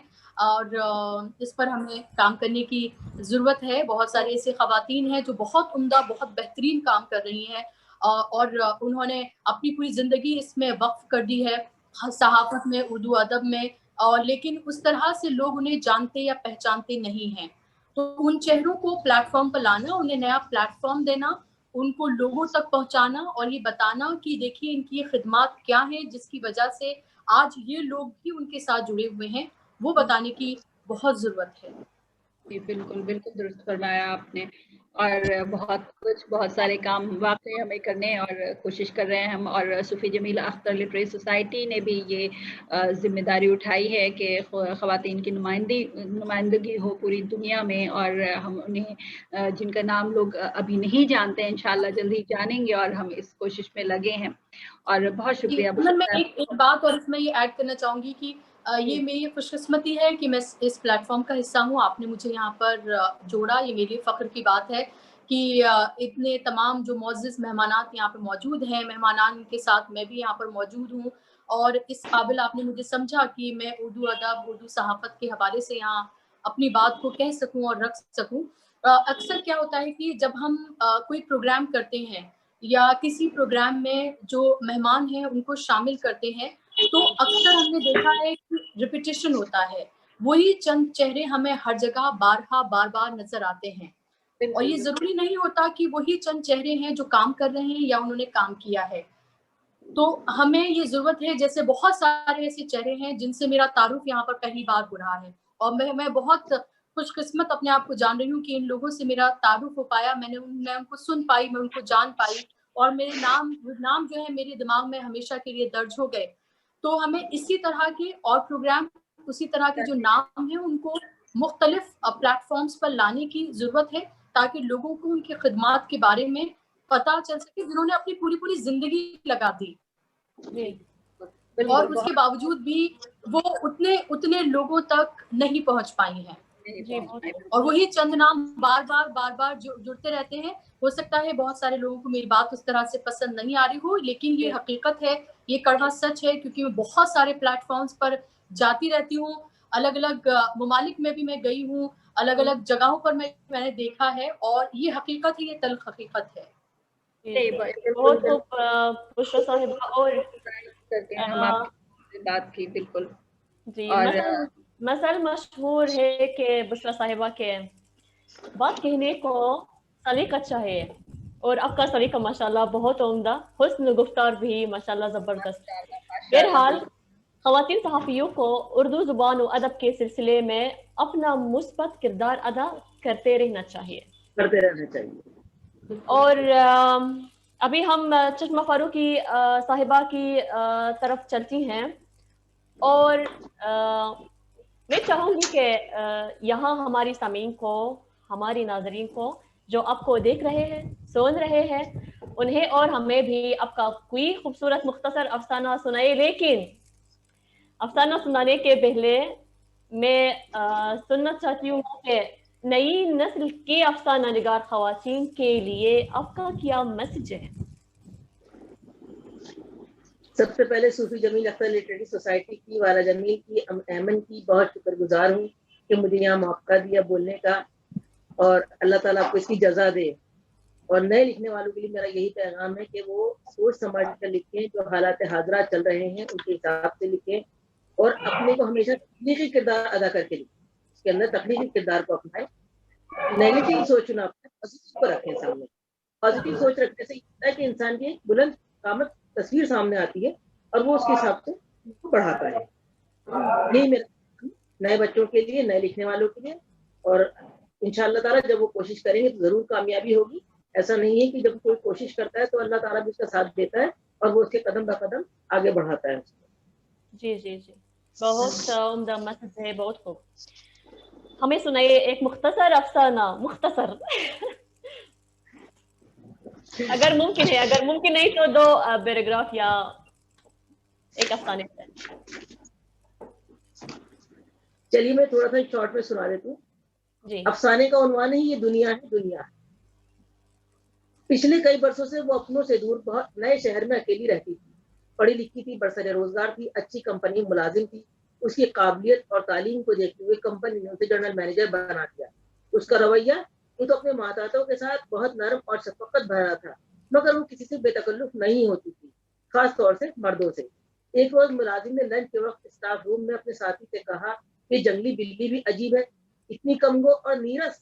اتفاق سے اس نے وہاں سے گزرتے ہوئے بات سن لی، اور لنچ کے بعد اسے اپنے کیبن میں بلا کر کہا کہ میں جنگلی بلی ہوں یا جوگی ہوں، یا جس کے بارے میں بات کرنے سے بہتر ہے کہ اپنے کام پر دھیان دو اور بس جاؤ اور کچھ نہیں کہنا. اس کی بات سن کر لڑکے کی پیشانی پر قطرے ابھر آئے. اس نے گھبرا کر سوری کہا اور باہر ہو گیا.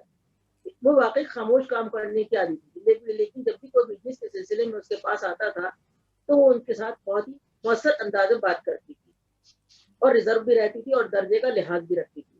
وقت اپنے حساب سے گزر رہا تھا. آفس سے قریب ان کی کالونی میں ایک بلڈنگ کمپنی کی ملکیت تھی، جس میں اسٹاف کے افراد اور رہائش پذیر تھے. اس بلڈنگ میں وہی اس کا گھر تھا. اس کے گھر میں ضرورت کا ہر سامان موجود تھا جو اس کی ضرورت کے لیے کافی تھا. بہت نفاست پسند تھی اور اپنے فلیٹ کو بہت خوبصورتی سے سجاتی تھی. صبح جلدی اٹھنے کی عادت تھی، اس لیے اپنے ہر کام کو سلیقے سے نمٹا لیتی تھی. ایک دن نئی لڑکی اس کے آفس میں آئی، جسے مدراس سے تبادلہ کر کے بھیجا گیا تھا. رہائشی مکان کا اجازت نامہ اس کے پاس تھا. اس نے ایک ماریا ڈسوزا بتایا.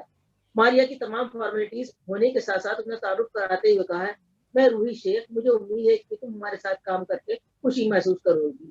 یس میڈم، میں آپ کو شکایت کا موقع نہیں دوں گی. چابی نکال کر اس نے اس کے حوالے کر دی. ماریا نے دوسرے دن اپنی ذمہ داری سنبھالی. گزرتے وقت کے ساتھ میڈم کے علاوہ اس کے ہمراہ کام کرنے والوں نے دیکھا کہ وہ بہت خوشی سے اور دلچسپی سے کام کرتی ہے. ایک بات پر دھیان دیا سب نے کہ ماریا اور میڈم کی جو ایک بات تھی وہ کامن تھی کہ دونوں خاموش پسند تھی اور اپنے کو ریزرو رکھتی تھی. ان سب نے نظریہ قائم کیا کہ شاید یہ لڑکی بھی چوٹ کھائی ہوئی ہے. اتفاق میڈم کے ہاتھ میں چوٹ لگ گئی اور وہ کام جس کی وجہ سے انہیں بخار آ گیا. زندگی پہلی بار آفس سے چھٹی لینی پڑی. آفس سے غیر حاضر اور میڈم شام کو ہر فرد عیادت کے لیے پہنچتا ہے. یہ دیکھ کر ان کی آنکھیں جذبات سے نم ہو گئی. یوں تو ان کی عیادت کر کے سب لوٹ گئے، مگر انہوں نے ماریا کو اپنے پاس روک لیا کہ وہ تب تک میرے پاس رہے جب تک کہ وہ ڈاکٹر آ کے اس کو نہیں دیکھتا. ماریا وہاں رک گئی. پھر رات کو ڈاکٹر نے آ کے معائنہ کیا اور شاید کسی زہریلے کیڑے نے کاٹ لیا تھا. نیند میں ہونے کی وجہ سے تمہیں احساس نہیں ہوا. گھبرانے کی ضرورت نہیں، ابھی ایک انجیکشن دیتا ہوں ڈاکٹر نے کہا، اور 1-2 دوائی بھیج دوں گا، صبح تک آپ ٹھیک ہو جائیں. ڈاکٹر رخصت ہو گیا. کافی پینے کے بعد اس نے ماریا نے کہا کہ میں آپ کے لیے میڈم کافی بنا کے لاتی ہوں اور کھانا بھی ساتھ ساتھ ہی بنا لوں گی.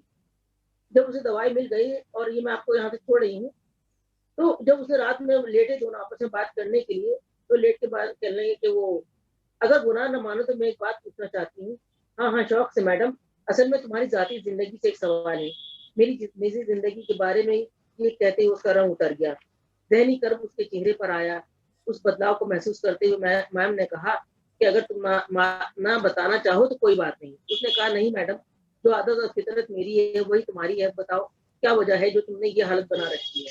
ماریا کشمکش میں پڑ گئی. سوچنے لگی میڈم نے کیسے سوال پوچھا، کیسے بتاؤں کہ وہ حادثہ کیا تھا جس نے میری ہنستی مسکراتی زندگی کو جہنم بنا دیا. میڈم نے بھی ضرور کچھ ایسی ہی چوٹ کھائی ہے، ورنہ وہ میری طرح تنہا زندگی نہ گزارتی. آخر مجھ سے سوچا چلو میڈم کو بتا کر اپنے دل کا حال کم کر لیتی ہوں. میڈم آپ بالکل ٹھیک کہتی ہیں. حالانکہ میرے ساتھ ہوا حادثہ اس قابل نہیں کہ میں آپ کو بتاؤں، مگر اپنا دل ہلکا کرنے کے لیے سنانا چاہتی ہوں. آپ پہلی لیڈی ہیں جسے اپنے ہوئے حادثے کا ذکر کر رہی ہوں. 5 سال پہلے میری اور ڈسوزا کی شادی ہوئی. یہ ہماری پسند کی شادی تھی، یعنی لو میرج. وہ بہت خوبصورت ہے اور میری ہی کمپنی میں کام کرتا تھا. ایک ہی گاڑی سے آتے جاتے تھے. وہیں ہماری ملاقات کا سلسلہ شروع ہوا. میری ماں کے سوا اس دنیا میں کوئی نہیں ہے. میری ماں کی شادی بہت کم عمر میں ہوئی تھی، اس لیے ہم ماں بیٹی نہیں دونوں بہنیں لگا کرتے تھے. ہمارا گھر بھی کافی بڑا تھا، اس لیے میں نے ڈسوزا سے کہا کہ اگر شادی کے بعد تم چاہو تو میرے گھر میں رہ سکتے ہو. ہماری تنہائی بھی دور ہو جائے گی اور جو شادی کے بعد کرائے پہ مکان لینے سے جو پیسے خرچ ہوں گے وہ بھی بچ جائیں گے اور میری ماں کو ایک سپورٹ مل جائے گا. خیر وہ تھوڑا سا جب اس کو شادی ہو گئی، جب وہ گھومنے پھرنے کے لیے گئے تب اسے اندازہ ہوا کہ شاید وہ کچھ میں نوشی کا شوقین تھا. یہ بات گھومنے کے دوران اس کے سامنے آئی تو سوچا آہستہ آہستہ میں اس عادت کو چھوڑا دوں گی، کیونکہ میرے ڈیڈی کو تمام نشوں سے بہت نفرت تھی. وہ گھر کے ہر کام کے بڑی نفاست سے کرتے تھے، لیکن ماں کو اور مجھے کسی قسم کی کوئی کمی نہیں ہونے دیتے تھے، اور نہ ہی ان کے اندر وہ کسی بات کو غلط کام نہیں کرتے تھے. اور انہوں نے باپ نے ان کو اتنا چھوڑ دیا تھا کہ ان کا گزر بسر ہوتا. ڈسوزا کبھی کبھی اپنی گرل فرینڈ کو گھر لے آتا تھا، جو مجھے اچھا نہیں لگتا تھا، مگر ماں کی موجودگی کی وجہ سے مجھے کوئی ڈر نہیں تھا. زندگی اچھی گزر رہی تھی. ایک دن اچانک میری طبیعت خراب ہو گئی، جس کے لیے مجھے ہاسپٹل میں ایڈمٹ ہونا پڑا. اس رات میں 2-3 دن اسپتال میں رہ کے جب میں گھر آ گئی تو میں اپنا آرام سے بستر پر سو رہی تھی.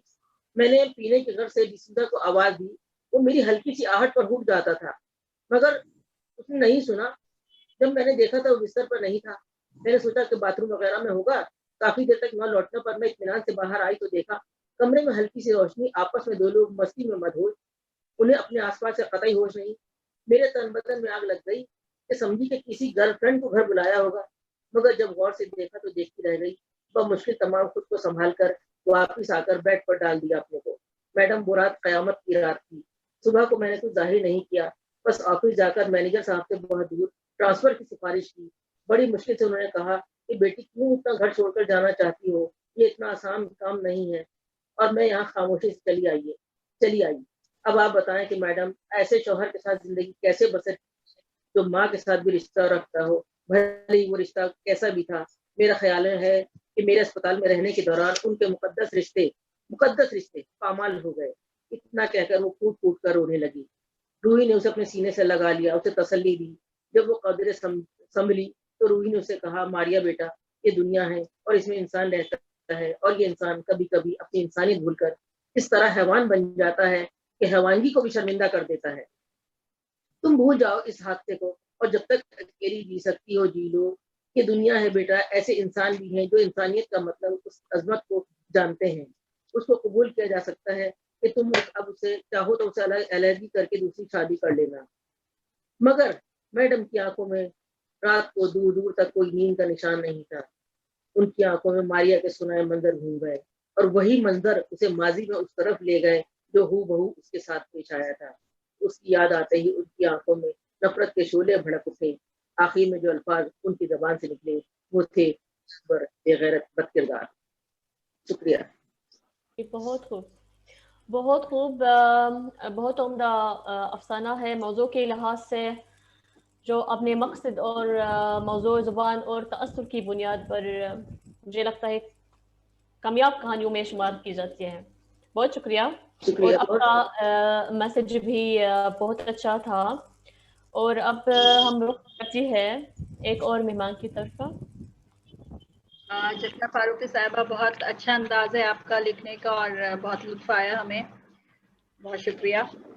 اور جی پھر سے اور پروگرام تقریباً اختتام پہ رواں دواں ہے. سامعین، ایک بار پھر سے ہم جے پور کا رخ کرتے ہیں اور ملکہ صاحبہ سے ایک اور سوال کرتے ہیں. ملکہ نسیم صاحبہ، آپ سے ہم یہ جاننا چاہتے ہیں کہ خواتین کی ادبی خدمات نے اردو کے فروغ میں کس حد تک مثبت کردار ادا کیا ہے؟ کیا سوال ہے، بہت عمدہ سوال ہے. کیا ہے کہ ہم اسی موضوع پہ آج کی ہماری جو گفتگو ہو رہی ہے وہ اسی موضوع پہ ہے کہ اردو کے فروغ کے لیے خواتین کی ادبی خدمات. تو ہم آپ سے اس کے بارے میں جاننا چاہیں گے. بالکل کافی حد تک کیا ہے اور کر رہی ہیں. وہ مردوں کے شانہ بشانہ ہر فیلڈ میں جب ہیں تو ادب میں بھی ان کا مقام ہے. اگر ایک طرف آپ دیکھتے ہیں کہانا نگاری میں، ناول میں کہ پریم چند ہیں، منٹو ہیں، راجندر سنگھ بیدی ہیں، انتظار حسین ہیں، تو دوسری طرف ہماری قرۃ العین حیدر ہیں، عصمت آپا ہیں، خدیجہ مستور ہیں، حاجرہ مستور ہیں، گیلانی بانو ہیں. ان لوگوں کو ہم نکار نہیں سکتے ہیں. بالکل. اور دوسرے یہ کہ اگر نظم کے حوالے سے دیکھا جائے تو نظموں میں بھی ہمارے یہاں ساجدہ زیدی صاحبہ ہیں، زاہدہ زیدی ہیں، اور شبنم مشائی ہیں، اور بھی بہت سی شاعرات ہیں. اور غزلوں میں بھی یہی ہے حال ہے. لیکن مجھے صرف تھوڑا سا پتہ نہیں آپ لوگ اس سے متفق ہوں کہ نہیں، کہ تنقید کے معاملے میں ہماری خواتین تھوڑا سا کیا بہت کچھ پیچھے ہے. آپ کے پاس جی 15-20 ہزار جی یا تو ہلو یا تو یہ کہا جائے کہ وہ مطلب تنقید کے لیے اعتدال بہت ضروری ہے، جو ہماری خواتین میں یا تو بہت زیادہ وہ ہائپر ہو جاتی ہیں یا بہت زیادہ پھر نیچے آ جاتی ہیں. بیچ کا راستہ ان کے پاس نہیں رہتا ہے، شاید اسی لیے وہ تنقید میں پیچھے ہیں.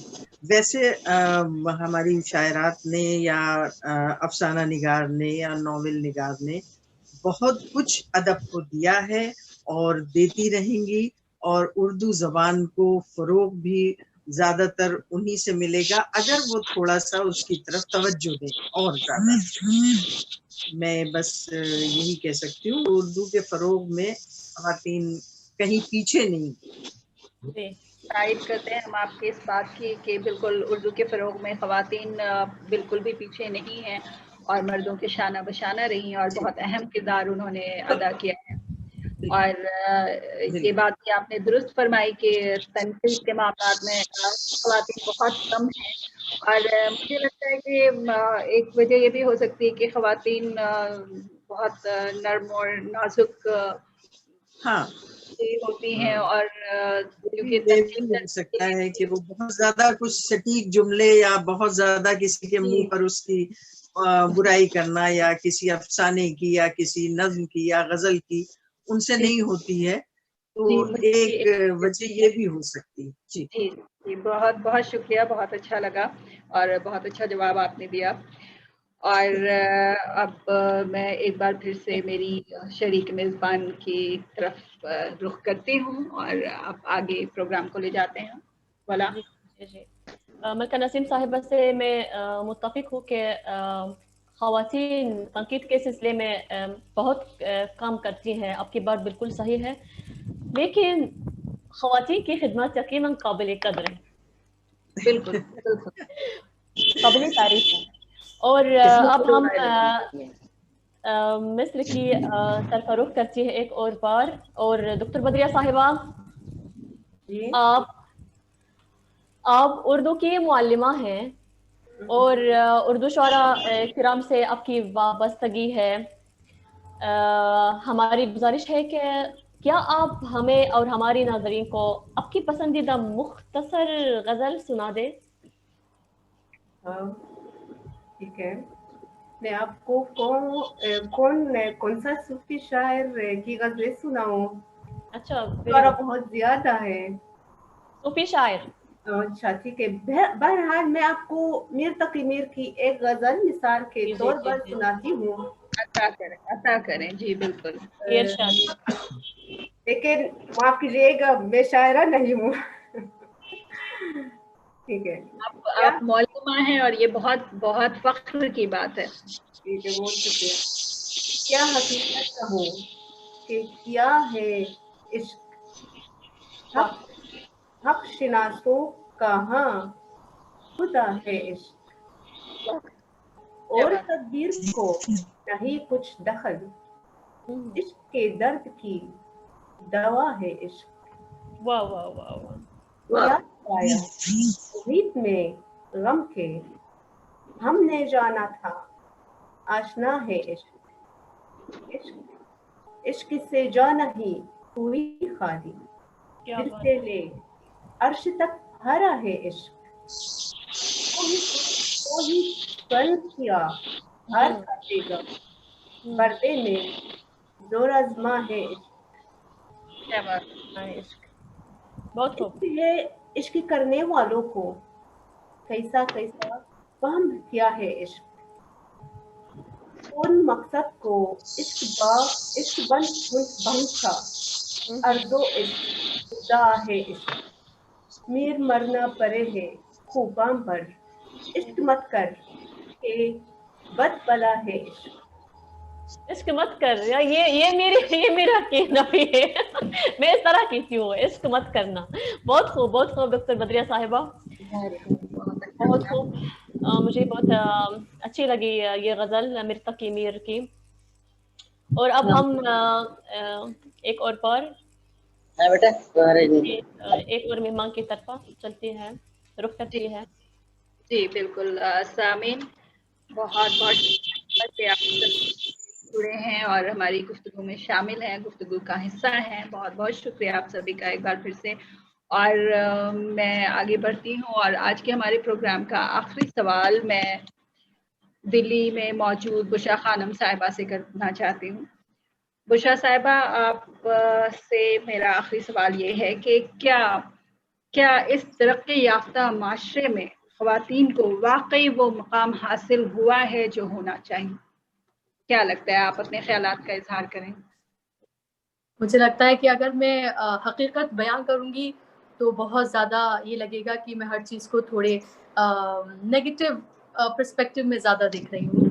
لیکن سب سے پہلے تو میں یہ کہنا چاہوں گی کہ ایک پروفیشنل صرف ایک پروفیشنل ہوتا ہے.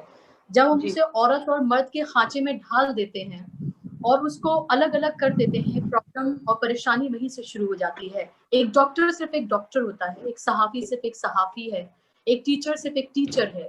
ہم اس کو جب اس کے جینڈر سے ہم اس کو پہچاننے لگتے ہیں، عورت اور مرد کے خانچے میں جب ہم اس کو ڈھال دیتے ہیں تو وہیں سے ہم ایک طرح سے اس کے لیے ججمنٹل ہو جاتے ہیں اور وہیں سے ہم اس کو جج کرنا شروع کر دیتے ہیں کہ ایک عورت ہے تو وہ کس طرح سے کام کرے گی اور ایک مرد ہے تو وہ کس طرح سے کام کرے گا.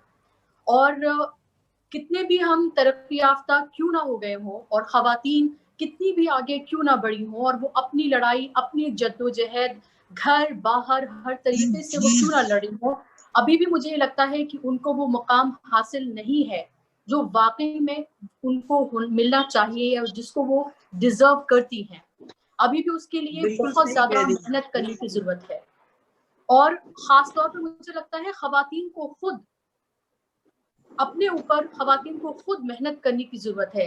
کیونکہ ہم یہ دیکھتے ہیں جب ہم اپنے کام کی جگہ پر جاتے ہیں یا ہم گھر سے شروعات کرتے ہیں، ہم باہر جب جاتے ہیں تو مجھے لگتا ہے کہ اگر خود خواتین ایک دوسرے کو ان کے हम बिल्कुल साथ में खड़ी रहेंगी, शाना बशाना अगर उनके साथ खड़ी होंगी तो वही मजबूती तो पहले उनको मिल ही जाती है और बाद में फिर नंबर मर्द हजरात का आता है।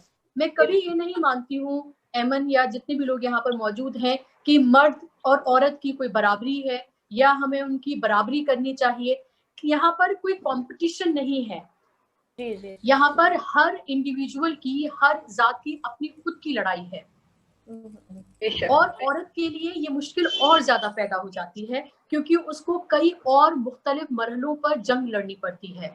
उसके लिए काम करना, बाहर जाना, घर देखना, दूसरों के सवालों के जवाब देना, अपने आप को प्रूफ करना और समाज में अपना एक नाम बनाना, ये किसी जंग से कम नहीं है।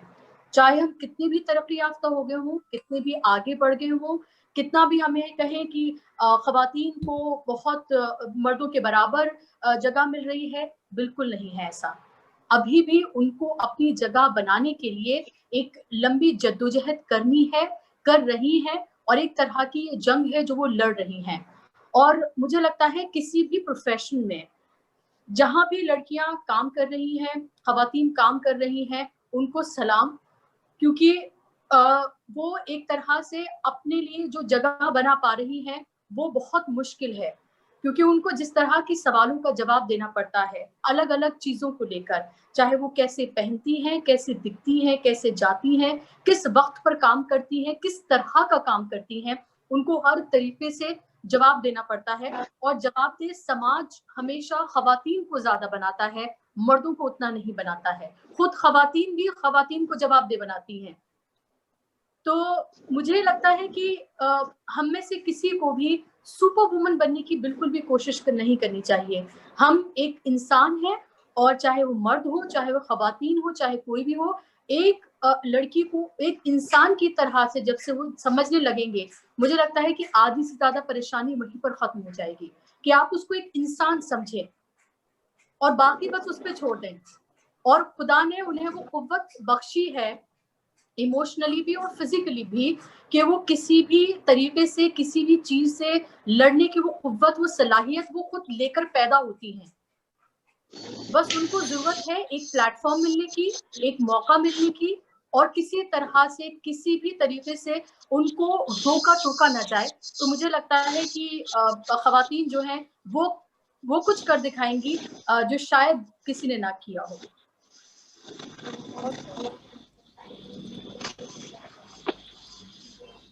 आवाज अयमन, अयमन आवाज ये म्यूट है जी।